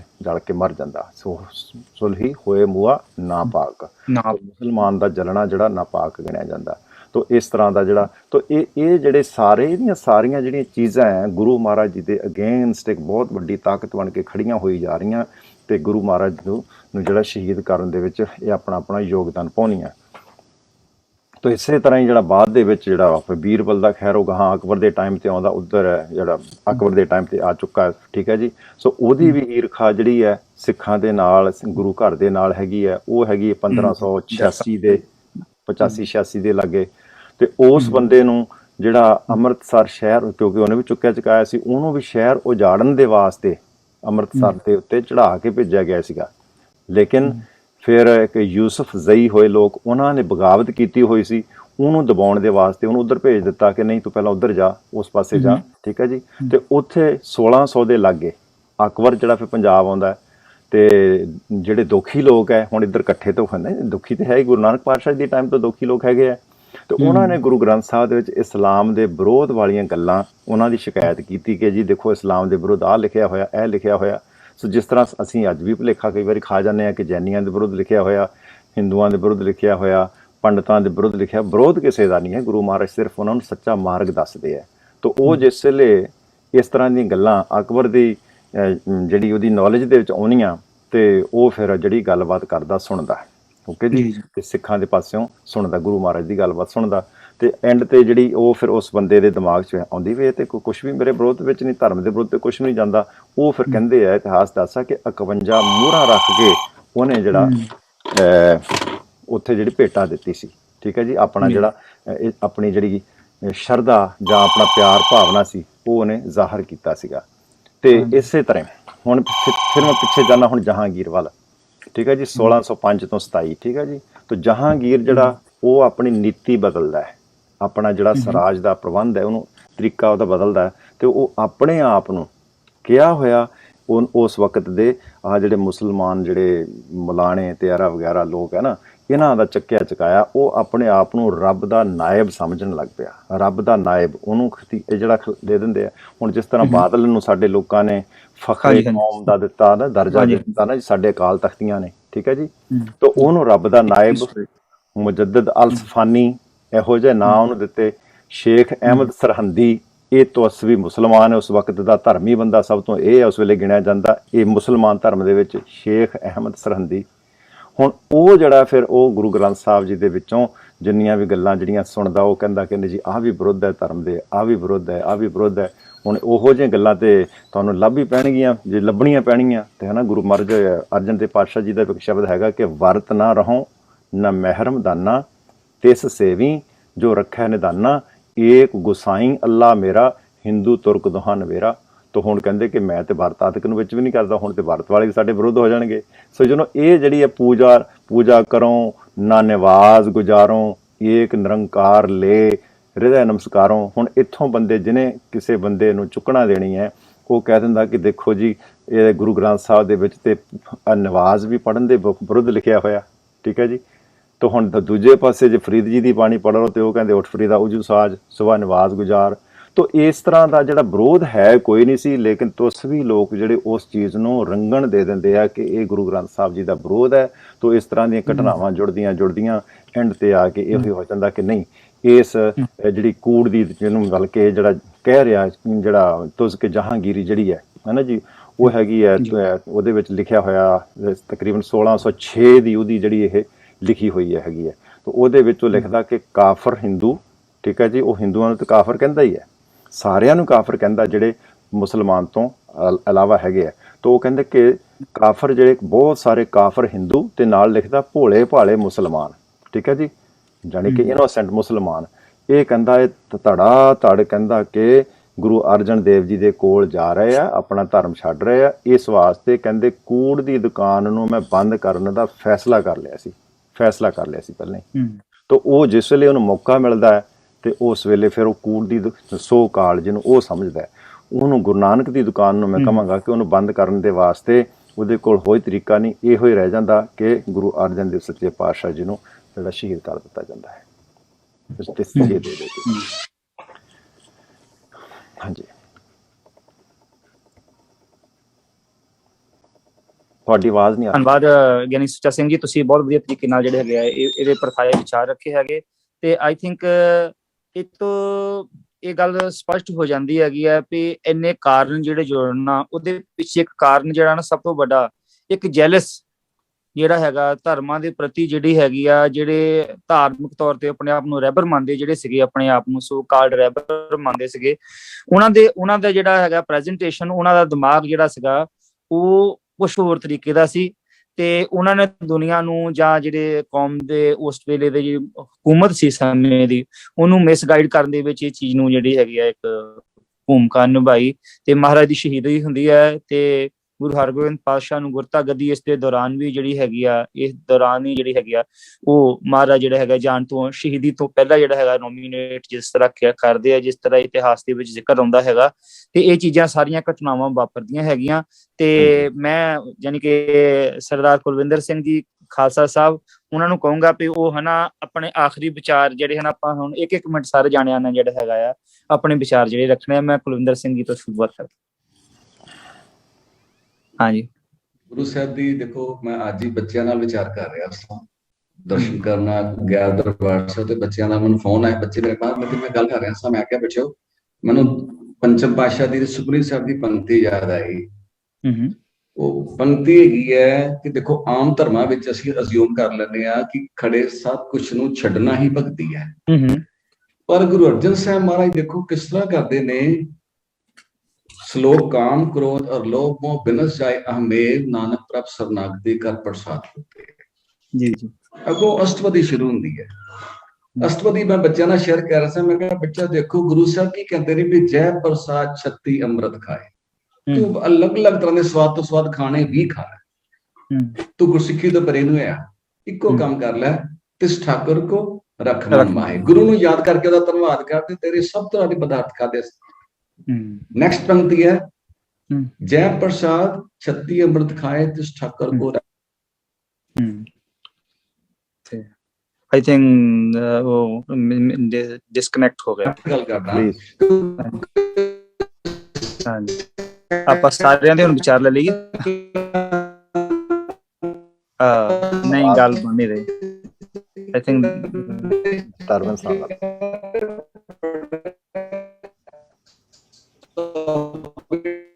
आवाज सही नहीं आ रही जी। ते डॉक्टर कृपाल सिंह जी तो मैं जंप करूंगा हुण जल्दी, अपनी तैयारी रखणगे। डॉक्टर कृपाल सिंह जी अपना वीडियो भी ऑन करो ते अपने आप जिन्ने दम दिते हैं पर सब बसे पे उठी जा रही। हाँ जी हाँ जी आई थिंक वो हुण डिस्कनेक्ट भी हो गए। डॉक्टर कृपाल सिंह जी नहीं है। सरदार रजिंदर सिंह जी तुसी अपने विचार जिहड़े हैगे आ इहदे परताए रखो, अपने आप नूं पहला अनम्यूट कर लो ते शहीदी पुरब विचार आखिरी जिहड़े अपने अज दे जिहड़ी हैगी कंक्लूजन जिहड़ी हैगी विचारां दी करिए। सरदार रजिंदर सिंह। वाहिगुरू जी का खालसा वाहिगुरू जी की फतेह। मैं सबका एक ते सब नाल पहले धन्नवाद करना चाहना, सारे ही वक्तियां ने बहुत सोहने सच्चे ढंग नाल गुरु साहब के जीवन के उत्ते रोशन पाया, उन्होंने जीवन दर्शन इतिहास उत्ते गल की। और मैं सब का धन्नवादी हाँ, उन्होंने साडी नॉलेज दे विच मेरी भी नॉलेज एड ऑन किया और बहुत अच्छा लग्या। बाकी मैं एक जरूर कहांगा कि गुरु अर्जन देव जी का जिहड़ा जीवन है सानू एक बहुत वड्डी सीख दे के जाता है कि असी अपने जीवन नूं किद्दां संजमना और किद्दां अपने आप नूं एक जिन्हों कहते सिस्टमैटिक तरीके दे नाल एक व्यूंत बना के अपने जीवन च किद्दां जीना है और किसी तरह मतलब एक सिख नूं किद्दां अपने जीवन च किदों शस्त्र चुकना और किदों संयम च रहना ते किदों बाणी नाल जुड़ना है। और गुरमत संगीत दे जिहड़ी गुरमत संगीत दे नाल जिहड़ा गुरु साहब ने जोड़िया हैगा, आप तंत्री साजा नाल भी जोड़िया है। ते असी मेरा ख्याल है अगर असी उन्हां नूं जिद्दां हुणे डॉक्टर भाटिया साहब कह रहे सन कि उन्होंने एक बहुत सोहना आर्किटेक्ट जिहड़ा धर्म नूं एक शेप दित्ती है, वो बड़ी वड्डी सेध दित्ती है समाज नूं साडे। ते मैं चाहना कि असी लोग उन्हां दे रस्ते ते उन्हां दे दिखाए रस्ते ते चल के जिथे अपना जीवन रोशन करिए उते समाज विच असी अपने भाईचारे नूं भी रोशन करिए और नाल ही समाज दी सेवा। गुरु साहब के जीवन की एक पहलू रह गया, मैं माफ करना मैं जरूर ऐड करना चाहता थी, वो रह गया कि गुरु साहब ने जो अकाल पिया लाहौर दे विच ते गुरु साहब ने उस समय बड़ी सेवा की। अपने सेवा राही भी उन्होंने सेवा उन्होंने एक निमित्त जिहड़ा एक प्रथा जिहड़ी है वो इस जिहड़े कि जिहड़े इहो जिहे दौर हुंदे ने जिहड़े कि समाज दे विच बीमारी दे दौर आंदे ने, उस समय सेवा दी भी उन्होंने एक प्रथा पा के साडे समाज नूं रोशन किया। और अपने अपने समय दे विच सारे समाज नूं विच हर जगह उन्होंने खूह लगा के देखो छाटा साहब जाने असीं उत्थे 6 रेटां दा खूह लगा के उन्होंने समाज नूं पानी दी जिहड़ी जिथे जिथे पानी की कमी रही उत्थे उत्थे उन्होंने समाज दे विच इन्हां सारियां कमियां नूं दूर किया। और ये जिहड़े खूह या सरोवर सॉरी बस थोड़ी जी गल करांगा, ये जिहड़े खूह या सरोवर है साडे लई जिथे रूहानी मैसेज दिंदे ने ਉਹਦੇ ਨਾਲ ਹੀ ਇੱਕ ਮੈਸੇਜ ਜ਼ਰੂਰ ਦਿੰਦੇ ਨੇ, ਜਾਤ ਪਾਤ ਤੋਂ ਵੀ ਅਸੀਂ ਦੂਰ ਵੜਦੇ ਹਾਂ। ਬਸ ਇਹਨਾਂ ਸ਼ਬਦਾਂ ਨਾਲ ਵਾਹਿਗੁਰੂ ਜੀ ਕਾ ਖਾਲਸਾ ਵਾਹਿਗੁਰੂ ਜੀ। ਭੈਣ ਜੀ ਅਨਿਮੇਸ਼ਵਰ ਕੌਰ ਜੀ ਤੁਸੀਂ ਵਿਚਾਰ ਰੱਖੋ। ਡਾਕਟਰ ਕਿਰਪਾਲ ਸਿੰਘ ਜੀ ਤੁਸੀਂ ਵੀ ਆਪਣੇ ਆਪ ਨੂੰ ਅਪੀਅਰ ਕਰੋ ਜੀ, ਤੇ ਭੈਣ ਜੀ ਅਨਿਮੇਸ਼ਵਰ ਕੌਰ ਜੀ ਪਹਿਲਾਂ ਆਪਣੇ ਵਿਚਾਰ ਰੱਖਣਗੇ ਅਖੀਰ ਵਾਲੇ ਜਿਹੜੇ ਕਨਕਲੂਜਨ ਕਰਨਗੇ ਪ੍ਰੋਗਰਾਮ ਦਾ। ਵਾਹਿਗੁਰੂ ਜੀ ਕਾ ਖਾਲਸਾ ਵਾਹਿਗੁਰੂ ਜੀ ਕੀ ਫਤਿਹ। ਸਾਰੇ ਵਿਦਵਾਨਾਂ ਨੇ ਇੱਕ ਤੋਂ ਇੱਕ ਵੱਧ ਕੇ ਦਿੱਤੇ ਨੇ, बहुत सारी ज्ञानवर्धक इंफॉर्मेटिव सी और मैं एक गजब सुनावांगी। पंचम पातशाह पंचम पिता दी महिमा किस मुंह नाल मैं गावां कि चंदू ने वैर कमाया जहांगीर नूं भड़काया इस्लाम में कबूल किया शहादत का जाम पीता जेठ दा महीना त्राई त्राई मची सी तब तत्ती तवी ते बिठाया रेता शरीर ते पाया तेरा पाना मीठा लागे द जाप सी तू जपाया मुंह ची तक ना कीती सिक्खी बचाउण दी खातर शहादत दा जाम पीता मनुख दा तू सिरे पर मनुखता दा तू सिरे पर तेरे लिहाज जावा पंचम पिता दी महिमा ਕਿਸ ਮੂੰਹ ਨਾਲ ਮੈਂ ਗਾਵਾਂ। ਧੰਨਵਾਦ ਜੀ, ਧੰਨਵਾਦ ਭੈਣ ਜੀ। ਵਾਹਿਗੁਰੂ ਜੀ ਕਾ ਖਾਲਸਾ, ਵਾਹਿਗੁਰੂ ਜੀ ਕੀ ਫਤਿਹ। ਭਾਟੀਆ ਸਾਹਿਬ, ਤੁਸੀਂ ਆਪਣੇ ਵਿਚਾਰ ਰੱਖੋ 1 ਮਿੰਟ ਵਾਸਤੇ। ਅੱਛਾ ਜੀ, ਵਾਹਿਗੁਰੂ ਖਾਲਸਾ ਵਾਹਿਗੁਰੂ ਫਤਿਹ। ਵੰਸ ਅਗੇਨ ਮੈਂ ਤਾਂ ਇਸ ਨੂੰ ਉਸੇ ਤਰੀਕੇ ਨਾਲ ਦੇਖ ਰਿਹਾ। ਇੱਕ ਤਾਂ ਇੱਕ ਸੀ ਗੁਰੂ ਸਾਹਿਬ ਜੋ ਗ੍ਰੇਟਨੈਸ ਸੀ, ਉਹਨਾਂ ਦੀ ਵਡਿਆਈ ਤਾਂ ਸ਼ਬਦ ਨਹੀਂ ਹਨ ਕਹਿਣ ਵਾਸਤੇ। ਸਿਰਫ ਇੱਕ ਉਹ ਗ੍ਰੰਥ ਸਾਹਿਬ ਰਚਿਆ ਹੀ ਨਹੀਂ, ਅਬਾਊਟ 40% ਦੇ ਕਰੀਬ ਜੋ ਬਾਣੀ ਹੈ, ਤਕਰੀਬਨ 40% ਉਹ ਗੁਰੂ ਅਰਜਨ ਦੇਵ ਜੀ ਦੀ ਬਾਣੀ ਹੈ। ਇਹ ਬੜੀ ਵੱਡੀ ਦੇਣ ਹੈ। ਔਰ ਉਹ ਵਿਦਵਾਨ ਸਨ, ਖਾਸ ਨਾਲ ਸੰਗੀਤਕਾਰ ਵੀ ਸਨ। ਸੰਗੀਤ ਵੀ ਉਹਨਾਂ ਕੋਲ ਬਹੁਤ ਸੀ। ਔਰ ਬਾਣੀ ਦੇਖੀ ਹੈ, ਬੜੀ ਮਿੱਠੀ ਬਾਣੀ, ਸਭ ਤੋਂ ਮਿੱਠੀ ਬਾਣੀ ਜੋ ਹੈ ਗੁਰੂ ਅਰਜਨ ਦੇਵ ਜੀ ਦੀ ਜਾਂਦੀ ਹੈ। ਖੈਰ, ਇਸ ਤੋਂ ਬਾਅਦ ਚਲੋ ਵੱਖਰੀਆਂ ਗੱਲਾਂ। ਮੈਂ ਸੋਚਦਾ, ਅੱਜ ਦੀ ਗੱਲ ਸੋਚਦਾ, ਕਿਆ ਉਹ ਸ਼ਹੀਦੀ ਖਤਮ ਹੋ ਗਈ ਗੁਰੂ ਸਾਹਿਬ ਦੇ ਨਾਲ, ਜਾਂ ਨਾਵੇਂ ਪਾਤਸ਼ਾਹ ਜਾਂ 10ਵੇਂ ਪਾਤਸ਼ਾਹ ਤੱਕ ਖਤਮ ਹੋ ਗਈ? ਨਹੀਂ, ਅੱਜ ਵੀ ਚੱਲ ਰਹੀ ਹੈ। ਅੱਜ ਵੀ ਚੱਲ ਰਹੀ ਹੈ। ਜੋ ਸਾਰੀ ਕੜੀ ਹਿਸਟਰੀ ਦੇਖੋ ਪੰਜਾਬ ਦੀ 47 ਤੋਂ ਬਾਅਦ ਵੀ, ਮੈਂ ਜ਼ਿਆਦਾ ਉਸ ਤੇ ਐਮਫਸਾਈਜ਼ ਨਹੀਂ ਕਰਾਂਗਾ, ਲੇਕਿਨ ਆਪ ਸਮਝਦੇ ਹੋ ਜੋ ਵੀ ਪੰਜਾਬ ਦੇ ਵਿੱਚ ਸਿੱਖਾਂ ਦੇ ਨਾਲ ਹੋ ਰਿਹਾ ਹੈ, ਉਹ ਇਹਦੇ ਵਿੱਚ ਇੱਕ ਇਹੀ ਅੰਡਰਲਾਈਨ ਕਰੰਟ ਹੈ ਕਿ there is some people who do not like ਕਿ ਸਿੱਖ ਜਿਹੜੇ ਨੇ ਪ੍ਰੋਸਪਰ ਕਰਨ। ਉਹ ਚਾਹੁੰਦੇ ਹਨ ਕਿ ਜੋ ਮੈਂ ਸਿੱਖਾਂ ਦੀ ਹੈ ਇਹਨੂੰ ਦਬਾ ਕੇ ਰੱਖਿਆ ਜਾਵੇ। ਬੜੀ ਹੀ ਅਨਫੋਰਚੂਨੇਟ ਗੱਲ ਹੈ। ਹਾਲਾਂਕਿ ਸਿੱਖ ਦੇਸ਼ ਵਾਸਤੇ ਹਮੇਸ਼ਾ ਕੁਰਬਾਨੀ ਕਰਦੇ ਰਹੇ, ਅੱਜ ਵੀ ਕਰ ਰਹੇ ਹਨ, ਲੇਕਿਨ ਉਹਨਾਂ ਦੀ ਜੋ ਇੰਟੈਂਸ਼ਨ ਹਮੇਸ਼ਾ ਗਲਤ ਸਮਝਿਆ ਗਿਆ ਹੈ, ਜਾਂ ਕਿ ਉਹਨੂੰ ਗਲਤ ਤਰੀਕੇ ਨਾਲ ਪ੍ਰੈਜ਼ੈਂਟ ਕੀਤਾ ਗਿਆ। ਜੋ ਪਹਿਲੇ ਹੋਇਆ 84 ਵਿੱਚ ਹੋਇਆ, ਉਸ ਤੋਂ ਬਾਅਦ ਹੁਣ ਜੋ ਕਿਸਾਨਾਂ ਨਾਲ ਹੋ ਰਿਹਾ ਹੈ, ਉਹ ਸਭ ਇੱਕੋ ਗੱਲ ਨੂੰ ਦਰਸਾਉਂਦਾ ਹੈ ਕਿ ਜੋ ਹਾਲਾਤ ਗੁਰੂ ਅਰਜਨ ਦੇ ਵਿਰੁੱਧ ਈਰਖਾ ਸਾਡੇ ਅਗੇਂਸਟ, ਉਹ ਅੱਜ ਵੀ ਚੱਲ ਰਹੀ। ਤੇ ਗੁਰੂ ਸਾਹਿਬਾਨ ਨੇ ਆਪਣੇ ਜੀਵਨ ਵਿੱਚ ਬਹੁਤ ਜ਼ਿਆਦਾ ਧਰਮ ਬੁਲਾਇਆ। ਵੀਰ ਜੀ ਨੇ ਦੱਸਿਆ, ਭਾਈ ਸੁੱਚਾ ਸਿੰਘ ਜੀ ਨੇ, ਕਿ ਸਾਡੀ ਤਾਦਾਦ ਨੰਬਰਸ ਬਹੁਤ ਜ਼ਿਆਦਾ ਸਨ। ਅਸੀਂ ਅੱਜ ਉਹ ਸਾਡੇ ਸਿੱਖ ਵੀਰ ਜਾਂ ਸਤਨਾਮੀ ਵੀਰ ਹਨ, ਨਾਨਕ ਪੰਥੀ ਹਨ, ਕਬੀਰ ਪੰਥੀ ਹਨ, ਸਿੱਖਲੀਗਰ ਹਨ, ਔਰ ਦੂਸਰੇ ਜੋ ਪੰਥੀ ਹਨ, ਅਸੀਂ ਉਹਨਾਂ ਨੂੰ ਵਿਛੋੜਿਆ ਹੋਇਆ ਹੈ। ਅਸੀਂ ਉਹਨਾਂ ਨਾਲ ਮਿਲ ਕੇ ਨਹੀਂ ਚੱਲ ਰਹੇ ਹਾਂ, ਅਸੀਂ ਉਹਨਾਂ ਵੱਲ ਧਿਆਨ ਨਹੀਂ ਦੇ ਰਹੇ। ਇਹ ਸਾਰੇ ਨੂੰ ਜੁੜਨ ਦੀ ਲੋੜ ਹੈ। ਔਰ ਇਹ ਸਾਡੇ ਤੋਂ ਗੁਰੂ ਅਰਜਨ ਦੇਵ ਜੀ ਕੋਲੋਂ, ਪੰਜਵੇਂ ਪਾਤਸ਼ਾਹ ਕੋਲੋਂ ਲੈਸਨ ਸਿੱਖਣਾ ਹੈ ਕਿ ਸਾਡਾ ਜੋ ਮੇਨ ਪਰਪਸ ਇਸ ਵੇਲੇ ਹੋਣਾ ਚਾਹੀਦਾ ਹੈ, ਉਹ ਪੰਜਾਬ ਦੇ ਵਿੱਚ ਪੋਲਿਟਿਕਸ ਨਹੀਂ, ਲੇਕਿਨ ਗੁਰੂ ਦੇ ਸ਼ਬਦ ਨੂੰ, ਗੁਰੂ ਨਾਨਕ ਦੇ ਜੋ ਬਚਨ ਹਨ, ਜੋ ਉਹਦੀ ਬਾਣੀ ਹੈ, ਉਹਨਾਂ ਦਾ ਜੋ ਵਿਚਾਰਧਾਰਾ ਹੈ, ਅਸੀਂ ਉਹਨੂੰ ਸਾਰੇ ਹਿੰਦੁਸਤਾਨ ਦੇ ਵਿੱਚ, ਸਾਰੇ ਸੰਸਾਰ ਵਿੱਚ ਫੈਲਾਉਣਾ ਹੈ। ਇਹ ਸਾਡਾ ਮਿਸ਼ਨ ਹੋਣਾ ਚਾਹੀਦਾ ਹੈ। Thank you very much Bhatia ਸਾਹਿਬ। ਵਾਹਿਗੁਰੂ ਜੀ ਕੀ ਫਤਿਹ। ਵਿਜਿੰਦਰ ਸਿੰਘ ਜੀ ਆਪਣੇ ਕੰਕਲੂਡਿੰਗ ਕਮੈਂट्स ਜਿਹੜੇ ਹੈਗੇ ਸਾਨੂੰ ਦੇਣਗੇ ਲਾਸਟ ਵਿੱਚ। विजेंद्र मैं साहब बहुत बहुत धन्यवाद करता हूँ, बड़ा कृतज्ञ हूँ आपको। बस मैं इतना ही समझा हूँ कि ये जो सत्य नाम है, सत्य के प्रति समर्पण, यही सच्ची भक्ति है। और मानव जाति एक है, इंसान के बीच में चाहे आर्थिक आधार पर, सामाजिक आधार पर जो लोग नफरत फैलाते हैं, वही कुफ्र है, वही काफिर है। बिल्कुल। तो आज भी सिख सच्चाई के लिए, ईमान के लिए, दीन के लिए लड़ रहे हैं। और कौन सी ताकतों के खिलाफ जो कि सांप्रदायिकता फैला रहे हैं, जातिवाद फैला रहे हैं, राजनीति का धंधा कर रहे हैं, ये एक इंसानियत के लिए उम्मीद बने हुए हैं। तो मैं ये गुरु साहिबान ने जो कुर्बानी की है वो सफल हो रही है, मैं इसको देख रहा हूँ। बहुत बहुत मेरी श्रद्धांजलि है पूरी। बहुत बहुत धन्यवाद। सरदार कृपाल सिंह, डॉक्टर कृपाल सिंह जी एक एक्टिव हैगे तो साडे नाल जुड़न। सरदार मेघराज सिंह जी, तुसी कुछ अपने विचार लास्ट विच रखना चाहो प्रोग्राम दे प्रथाए?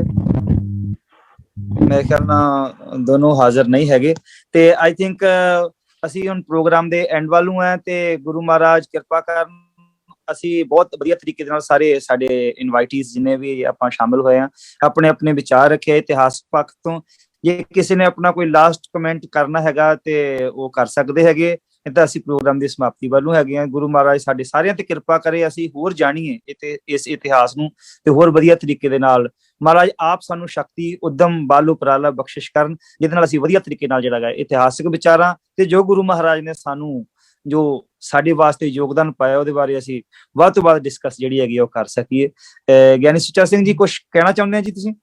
ਲਾਸਟ ਵਿੱਚ? ਹਾਂਜੀ ਸ਼ੋਰ ਜੀ। ਸੋ ਦੇਖੋ, ਗੁਰੂ ਅਰਜਨ ਦੇਵ ਸੱਚੇ ਪਾਤਸ਼ਾਹ ਜੀ ਦਾ ਜਿਹੜਾ ਦਿਨ ਅਸੀਂ ਮਨਾ ਰਹੇ, ਬੜੀ ਕਿਰਪਾ ਸਾਰਿਆਂ ਦੇ ਉੱਪਰ, ਸਾਡੇ ਉੱਪਰ। ਐਂਡ ਤੇ ਜਿਹੜਾ ਗੁਰੂ ਅਰਜਨ ਦੇਵ ਸੱਚੇ ਪਾਤਸ਼ਾਹ ਜੀ ਜਦੋਂ ਲਾਹੌਰ ਨੂੰ ਜਾਂਦੇ ਆ ਨਾ ਜੀ, ਸ਼ਹੀਦੀ ਤੋਂ ਪਹਿਲਾਂ, ਉਸ ਵੇਲੇ ਉਹ ਜਾਣ ਲੱਗੇ ਗੁਰੂ ਹਰਗੋਬਿੰਦ ਸਾਹਿਬ ਜੀ ਨੂੰ ਗੁਰਗੱਦੀ ਦੀ ਜ਼ਿੰਮੇਵਾਰੀ ਸੌਂਪ ਕੇ ਜਾਂਦੇ ਹੈ, ਸੌਂਪ ਦਿੰਦੇ ਪਹਿਲਾਂ, ਠੀਕ ਹੈ ਜੀ। ਤੋਂ ਸੌਂਪ ਕੇ ਗੱਦੀ ਸਮਝਾਉਂਦੇ ਆ ਗੁਰੂ ਮਹਾਰਾਜ 6ਵੇਂ ਪਾਤਸ਼ਾਹ ਨੂੰ, ਹਰਗੋਬਿੰਦ ਜੀ ਨੂੰ, ਕਿ ਬੇਟਾ ਅਗਾਂਹ ਜਿਹੜਾ ਸਮਾਂ ਜਿਹੜਾ ਉਹ ਬਹੁਤ ਤਕੜਾ, ਬੜਾ ਕਰੜਾ ਸਮਾਂ ਆ ਰਿਹਾ। ਤੇ ਉਹਨਾਂ ਨੇ ਇਹ ਸਮਝਾਇਆ ਸੀ, ਕਹਿੰਦੇ ਕਿ ਨਾਨਕ ਦਾ ਘਰ ਹੈ ਜਿਹੜਾ ਨਾ, ਬਾਬੇ ਨਾਨਕ ਦਾ ਘਰ, ਇਹਦੇ ਵਿੱਚ ਸੱਚ ਹੈ, ਪਿਆਰ ਹੈ, ਸਵੈਮਾਨ, ਆਜ਼ਾਦੀ ਦਾ ਹਾਮੀ ਹੈ, ਠੀਕ ਹੈ ਜੀ। ਲੇਕਿਨ ਕਹਿੰਦੇ ਜਨਤਾ ਨੂੰ ਵਹਿਮਾਂ ਭਰਮਾਂ ਤੋਂ ਛਡਾਉਣਾ ਹੈ, ਜਨਤਾ ਨੂੰ ਵਹਿਮ ਭਰਮ ਦੇ ਵਿੱਚੋਂ ਕੱਢਣਾ, ਤੇ ਅਮਨ ਸ਼ਾਂਤੀ ਵੀ ਕਾਇਮ ਰੱਖਣੀ ਹੈ। ਪਰ ਨਾਲ ਇਹ ਵੀ ਸਮਝਾਇਆ ਕਿ ਹੁਣ ਤੱਕ ਅਮਨ ਸ਼ਾਂਤੀ ਅਸੀਂ ਕਾਇਮ ਰੱਖੀ ਹੈ, ਇਹ ਕਾਰਜ ਕਰਦੇ ਹਾਂ, ਅਸੀਂ ਦੇਖ ਲਿਆ ਕਿ ਇਹਦਾ ਨਤੀਜਾ ਜਿਹੜਾ ਉਲਟ ਨਿਕਲਿਆ, ਠੀਕ ਹੈ ਜੀ। ਤੇ ਇਹ ਜਿਹੜਾ ਇਤਿਹਾਸ ਲਿਖਿਆ ਹੋਇਆ, ਮੈਂ ਕਿਧਰੇ ਪੜ੍ਹਿਆ ਸੀ ਕਿ ਇਹਦਾ ਨਤੀਜਾ ਨਿਕਲਿਆ। ਹੁਣ ਕਹਿੰਦੇ ਕਿ ਮੁਗਲਾਂ ਦੀ ਆਤਮਾ ਜਿਹੜੀ ਹੈ, ਮੁਗਲਾਂ ਦੀ ਆਤਮਾ ਉਹ ਜਿਹੜੇ ਅਣਮਨੁੱਖੀ ਹੋ ਗਈ ਹੈ, ਠੀਕ ਹੈ ਜੀ। ਸੋ ਉਹਦੇ ਵਿੱਚ ਹਿਊਮੈਨਿਟੀ ਜਿਹੜੀ ਖਤਮ ਹੋ ਗਈ। ਇਸ ਵਾਸਤੇ ਜਿਹੜਾ ਅਗਾਂਹ ਵਾਲਾ ਜਿਹੜਾ ਚੇਂਜ ਆਈ ਹੈ ਗੁਰੂ ਹਰਗੋਬਿੰਦ ਸਾਹਿਬ ਜੀ ਦੇ ਸਮੇਂ ਦੇ ਵਿੱਚ, ਜਿਹੜਾ ਪੀਰੀ ਤੋਂ ਮੀਰੀ ਤੱਕ ਪਹੁੰਚਦੇ ਹੈ, ਉਹ ਜਿਹੜਾ ਗੁਰੂ ਅਰਜਨ ਦੇਵ ਜੀ, ਉਹ ਗੁਰੂ ਹਰਗੋਬਿੰਦ ਜੀ ਨੂੰ ਇਸ ਚੀਜ਼ ਦੇ ਵਾਸਤੇ ਤਿਆਰ ਕਰਕੇ ਗਏ ਸੀ। ਤੇ ਮੈਂ ਬੇਨਤੀ ਕਰ ਦੇਵਾਂ ਕਿ ਅਸੀਂ ਸ਼ਬਦ ਵਰਤਦੇ ਹਾਂ ਮੀਰੀ ਪੀਰੀ, ਅਸਲ ਦੇ ਵਿੱਚ ਮੀਰੀ ਬਾਅਦ ਚ ਆਉਂਦੀ ਹੈ ਜੀ, ਪੀਰੀ ਪਹਿਲਾਂ ਸੀ। ਇਹ ਪੁੱਠਾ ਚਾਹੀਦਾ ਕਹਿਣਾ ਸਾਨੂੰ, ਪੀਰੀ ਮੀਰੀ, ਪੀਰੀ ਮੀਰੀ ਕਹਿਣਾ ਚਾਹੀਦਾ। ਤੇ ਦੂਜੀ ਛੋਟੀ ਜਿਹੀ ਵੀ ਬੇਨਤੀ ਹੈ ਕਿ ਗੁਰੂ ਸੱਚੇ ਪਾਤਸ਼ਾਹ ਜੀ ਦਾ ਇਹ ਜਿਹੜਾ ਅੱਜ ਪੁਰਬ ਹੈ, ਇਹ ਵੈਸੇ ਨਾਨਕ ਸ਼ਾਹੀ ਕੈਲੰਡਰ ਜਿਹੜਾ ਓਰੀਜਨਲ ਹੈ ਉਹਦੇ ਮੁਤਾਬਕ 16 ਤਰੀਕ ਨੂੰ ਹੈ। ਹਾਂਜੀ, ਅਸੀਂ ਵੀ 16 ਨੂੰ ਗੁਰੂ ਘਰ ਵਿੱਚ ਅਸੀਂ 16 ਨੂੰ ਮਨਾ ਰਹੇ ਹਾਂ। ਤੇ ਕਿਉਂਕਿ ਮੈਂ ਉਦੋਂ ਵਿਹਲਾ ਨਹੀਂ ਸੀ, ਇਸ ਕਰਕੇ ਅਸੀਂ ਅੱਜ ਦੇ ਦਿਨ ਜਿਹੜਾ ਹੈਗਾ ਨਿਯਤ ਕਰ ਲਿਆ ਸੀ ਸ਼ਾਰਟ ਨੋਟਿਸ ਤੇ। ਉਹਦਾ ਗੁਰੂ ਘਰਾਂ ਦੇ ਵਿੱਚ ਅਸੀਂ ਜਿੰਨੇ ਅਮਰੀਕਾ ਦੇ ਵਿੱਚ ਸਾਡੇ ਆਲੇ ਦੁਆਲੇ ਸਰਾਊਂਡਿੰਗਸ ਵੀ ਹੈਗੇ, ਉਹ ਵੀ 16 ਜੂਨ ਨੂੰ ਮਨਾ ਰਹੇ। ਠੀਕ ਹੈ ਜੀ। ਬਸ ਮਤਲਬ ਕਿ ਸਾਨੂੰ ਜਿਹੜੀ ਅਸਲੀਅਤ ਦੇ ਨਾਲ ਜੁੜ ਕੇ ਇੱਕ ਯੂਨਿਟੀ ਕਾਇਮ ਰੱਖਣੀ ਹੈ। ਤੇ ਮੈਂ ਗੁਰੂ ਅਰਜਨ ਦੇਵ ਸੱਚੇ ਪਾਤਸ਼ਾਹ ਜੀ ਦਾ ਇੱਕ ਸ਼ਬਦ ਮਾੜਾ ਜਿਹਾ ਛੋਟਾ ਜਿਹਾ ਆਪ ਜੀ ਦੇ ਨਾਲ ਸਾਂਝਾ ਕਰਕੇ ਆਪ ਜੀ ਤੋਂ ਖਿਮਾ ਲਊਂਗਾ ਜੀ। ਤੇ ਮਾਰੂ ਮਹਿਲਾ ਪੰਜਵਾਂ ਦਾ ਸ਼ਬਦ ਹੈ। ਤੇ ਉਹਦੇ ਵਿੱਚ ਗੁਰੂ ਮਹਾਰਾਜ ਕਹਿੰਦੇ ਕਿ ਗੁਪਤ ਕਰਤਾ ਸੰਗ ਸੋ ਪ੍ਰਭ ਡਹਿਕਾਵੇ ਮਨੁੱਖਾਏ, ਠੀਕ ਹੈ ਜੀ। ਵੀ ਇਨਸਾਨ ਗੁਪਤ ਤੌਰ ਤੇ ਵਿਕਾਰ ਕਰਦਾ, ਵਿਚਾਰਾਂ ਕਰਦਾ। ਗੁਪਤ ਤੌਰ ਵਿਚਾਰ ਦਾ ਮਤਲਬ ਇੱਥੇ ਕਿ ਵਿਕਾਰ ਵਾਲੀਆਂ ਅੰਦਰ ਦੀਆਂ ਵਿਚਾਰਾਂ, ਉਹਨੂੰ ਲੱਗਦਾ ਹੁੰਦਾ ਕਿ ਨੋ ਬੋਡੀ ਇਜ਼ ਅਰਾਊਂਡ ਮੀ, ਸੋ ਜਿਹੜਾ ਛੁਪ ਕੇ ਕਰਦਾ, ਠੀਕ ਹੈ ਜੀ। ਪਰ ਕਰਤਾ ਸੰਗ ਸੋ ਪ੍ਰਭ, ਪਰਮਾਤਮਾ ਜਿਹੜਾ ਸੰਗ ਸੋ ਪ੍ਰਭ ਹੈ, ਉਹ ਹਮੇਸ਼ਾ ਨਾਲ ਹੀ ਹੁੰਦਾ ਹੈ। ਤੋ ਜੇਕਰ ਇਸ ਤਰ੍ਹਾਂ ਦੇ ਖਿਆਲ ਸਾਨੂੰ ਸੰਗਤਾਂ ਨੂੰ ਦਈਏ ਅਸੀਂ ਕਿ ਪ੍ਰਮਾਤਮਾ ਤੇ ਹਰ ਵੇਲੇ ਤੁਹਾਨੂੰ ਆਵਾਜ਼ ਕਰ ਰਿਹਾ ਹੁੰਦਾ, ਵਿਸਾਰ ਹਰ ਜੀਓ ਬਿਖੈ ਭੋਗੈ ਤਪਤ ਥੰਮ ਗਲ ਲਾਏ, ਹਾਂਜੀ। ਤਾਂ ਫਿਰ ਕਹਿੰਦੇ ਕਿ ਰੇ ਨਰ ਕਾਏ ਪਰ ਗ੍ਰਹਿ ਜਾਏ, ਕੁਚਲ ਕਠੋਰ ਕਾਮ ਗਰਦਬ, ਕੁਚਲ ਕਹਿੰਦੇ ਕੁਚੀਲ ਬੰਦਿਆ, ਕਠੋਰ ਦਿਲ ਵਾਲਿਆ, ਕਾਮੀਆਂ, ਖੋਤਿਆ। ਗਰਦਬ ਖੋਤੇ ਨੂੰ ਕਿਹਾ, ਗਧਿਆ ਤੁਮ ਨਹੀਂ ਸੁਣਿਓ ਧਰਮ ਰਾਏ, ਤੂੰ ਉਹ ਨਹੀਂ ਸੁਣੀ ਕਿ ਜਿੱਥੇ ਜਾ ਕੇ ਤੂੰ ਕਦੀ ਹਿਸਾਬ ਵੀ ਦੇਣਾ ਪੈਣਾ ਤੈਨੂੰ, ਉਹ ਵੀ ਇੱਕ ਪ੍ਰਮਾਤਮਾ ਦਾ ਇੱਕ ਸਿਸਟਮ ਹੈਗਾ। ਤੋ ਇਹੋ ਜਿਹੀਆਂ ਗੱਲਾਂ ਜਿਹੜੀਆਂ ਸਾਨੂੰ ਥੋੜ੍ਹੀ ਜਿਹੀ ਨਾਲ ਹੀ ਨਾਲ ਅਸੀਂ ਗੁਰੂ ਮਹਾਰਾਜ ਦੀ ਸਿੱਖਿਆ ਲੈ ਕੇ ਚੱਲਦੇ ਜਾਈਏ ਤੇ ਥੋੜਾ ਜਿਹਾ ਅਸੀਂ ਵਿਕਾਰਾਂ ਤੋਂ ਬਚੇ ਰਹੀਏ। ਹਾਂਜੀ, ਧੰਨਵਾਦ ਜੀ। ਵਾਹਿਗੁਰੂ ਜੀ ਕਾ ਖਾਲਸਾ, ਵਾਹਿਗੁਰੂ ਜੀ ਕੀ ਖਾਲਸਾ, ਵਾਹਿਗੁਰੂ ਜੀ ਕੀ ਫਤਿਹ। ਇਹ ਕਾਫੀ ਜ਼ਿਆਦਾ ਮੇਰੇ ਖਿਆਲ ਨਾਲ I think it's a longest debate in the history of voice of ਮਾਨਤਾ। ਤੇ ਮੈਂ ਇਹਨੂੰ ਹੁਣ ਅਸੀਂ ਕਨਕਲੂਡ ਕਰਦੇ ਹੈਗੇ ਹਾਂ। ਗੁਰੂ ਮਹਾਰਾਜ ਕਿਰਪਾ ਕਰੇ ਸਾਡੇ ਸਾਰਿਆਂ ਤੇ, ਅਸੀਂ ਵਧੀਆ, ਕਿਉਂਕਿ ਵਿਚਾਰ ਲੰਬੀ ਵੀ ਹੋ ਜਾਂਦੀ ਹੈ ਤੇ ਉਹਨਾਂ ਨੂੰ ਪ੍ਰੀਮੀਅਰ ਕਰਨ ਲੱਗੇ ਵੀ ਔਖ ਹੋਏਗੀ। ਤੇ ਹੁਣ ਅਸੀਂ ਸਮਾਪਤੀ ਵੀ ਕਰਦੇ ਹਾਂ। ਤੇ ਸਾਰਿਆਂ ਦਾ ਮੈਂ ਧੰਨਵਾਦ ਵੀ ਕਰਦਾ, ਡਾਕਟਰ ਕਿਰਪਾਲ ਸਿੰਘ ਜੀ, ਡਾਕਟਰ ਗੁਰਵਿੰਦਰ ਸਿੰਘ ਜੀ, ਗਿਆਨੀ ਸੱਚਾ ਸਿੰਘ ਜੀ, ਵਿਜਿੰਦਰ ਸਿੰਘ ਜੀ ਭਾਟੀਆ ਸਾਹਿਬ, ਇਹ ਤੋਂ ਪਹਿਲਾਂ ਸਾਡੇ ਨਾਲ ਦਿਲਬਾਗ ਸਿੰਘ ਬਲੇਰ ਜੁੜੇ, ਅਨਿਮੇਸ਼ਵਰ ਕੌਰ ਜੀ, ਭੈਣ ਜੀ ਪ੍ਰੀਤਮਾ ਜੀ, ਜਗਦੀਸ਼ ਜੀ ਤੇ ਰਜਿੰਦਰ ਸਿੰਘ ਜੀ, ਉਹਨਾਂ ਨੇ ਬਹੁਤ ਵਧੀਆ ਤਰੀਕੇ ਨਾਲ ਵੀ ਆਪਣੇ ਵਿਚਾਰ ਰੱਖੇ ਸੀ। ਸਾਰੇ ਜਿੰਨੇ ਵੀ ਮੈਂ ਜਿਨ੍ਹਾਂ ਦਾ ਨਾਮ ਨਹੀਂ ਲਾਇਆ ਹੋਇਆ, ਮੈਂ ਉਹਨਾਂ ਤੋਂ ਵੀ ਮਾਫੀ ਵੀ ਚਾਹੁੰਦਾ। ਤੇ ਸਾਰਿਆਂ ਨੇ ਇਸ ਪ੍ਰੋਗਰਾਮ ਦੀ ਸ਼ੋਭਾ ਨੂੰ ਵਧਾਇਆ ਹੈਗਾ। ਤੇ ਗੁਰੂ ਮਹਾਰਾਜ ਸਾਰਿਆਂ ਦੇ ਉੱਤੇ ਕਿਰਪਾ ਕਰੇ, ਸਾਨੂੰ ਸਾਰਿਆਂ ਨੂੰ ਇੱਕ ਦੂਜੇ ਨਾਲ ਮਿਲ ਕੇ ਬੈਠ ਕੇ ਜਿਸ ਤਰ੍ਹਾਂ ਗੁਰੂ ਮਹਾਰਾਜ ਚਾਹੁੰਦੇ ਹਨ ਉਸ ਤਰ੍ਹਾਂ ਅਸੀਂ ਵਿਚਾਰ ਜਿਹੜੇ ਰਲ ਮਿਲ ਕੇ ਜਿਹੜੀ ਕਰਨੀ ਆ ਨਾ, ਇਹਦਾ ਆਨੰਦ ਹੀ ਹੋ ਰਿਹਾ। ਇੱਕ ਦੂਜੇ ਨੂੰ ਸੁਣਿਆ ਵੀ ਹੈ, ਇੱਕ ਦੂਜੇ ਨੂੰ ਸੁਣਾਇਆ ਵੀ ਹੈ, ਆਪਣਾ ਟਾਈਮ ਵੀ ਉਡੀਕਿਆ। ਇਹ ਇੱਕ ਡੀਸੈਂਟ ਜਿਹੜੀ ਹੈਗੀ ਸੋਸਾਇਟੀ ਦੀ ਜਿਹੜੀ ਹੈਗੀ ਆ ਪਹਿਚਾਣ ਹੁੰਦੀ ਹੈ। ਤੁਸੀਂ ਸਾਰੇ ਜਾਣੇ ਬਹੁਤ ਹੀ ਵਧੀਆ ਵਿਦਵਾਨ ਹੋ, ਮੈਂ ਕਦਰ ਕਰਦਾ ਕਿ ਤੁਸੀਂ ਵੇਟ ਵੀ ਕੀਤੀ, ਲੌਂਗ ਟਾਈਮ ਵੇਟ ਵੀ ਕਰਨੀ ਪਈ ਇੱਕ ਤੋਂ ਬਾਅਦ, ਤੇ ਤੁਸੀਂ ਇੱਕ ਦੂਜੇ ਨੂੰ ਸੁਣਿਆ ਵੀ ਹੈ ਤੇ ਆਪਣੇ ਵਿਚਾਰ ਵੀ ਰੱਖੇ। ਮੈਂ ਸਾਰਿਆਂ ਦਾ ਧੰਨਵਾਦ ਕਰਦੇ ਹੋਏ ਗੁਰੂ ਮਹਾਰਾਜ ਨੂੰ ਦੇ ਸ਼ਹੀਦੀ ਪੁਰਬ ਤੇ ਗੁਰੂ ਮਹਾਰਾਜ ਨੂੰ ਪੰਚਮ ਪਾਤਸ਼ਾਹ ਨੂੰ ਕੋਟ ਸ਼ਤ ਪ੍ਰਣਾਮ ਕਰਦਾ ਹੈਗਾ ਤੇ ਭੁੱਲਾਂ ਚੁੱਕਾਂ ਦੀ ਖਿਮਾ। ਵਾਹਿਗੁਰੂ ਜੀ ਕਾ ਖਾਲਸਾ, ਵਾਹਿਗੁਰੂ ਜੀ ਕੀ ਵਾਹਿਗੁਰੂ ਜੀ ਕੀ ਫਤਿਹ।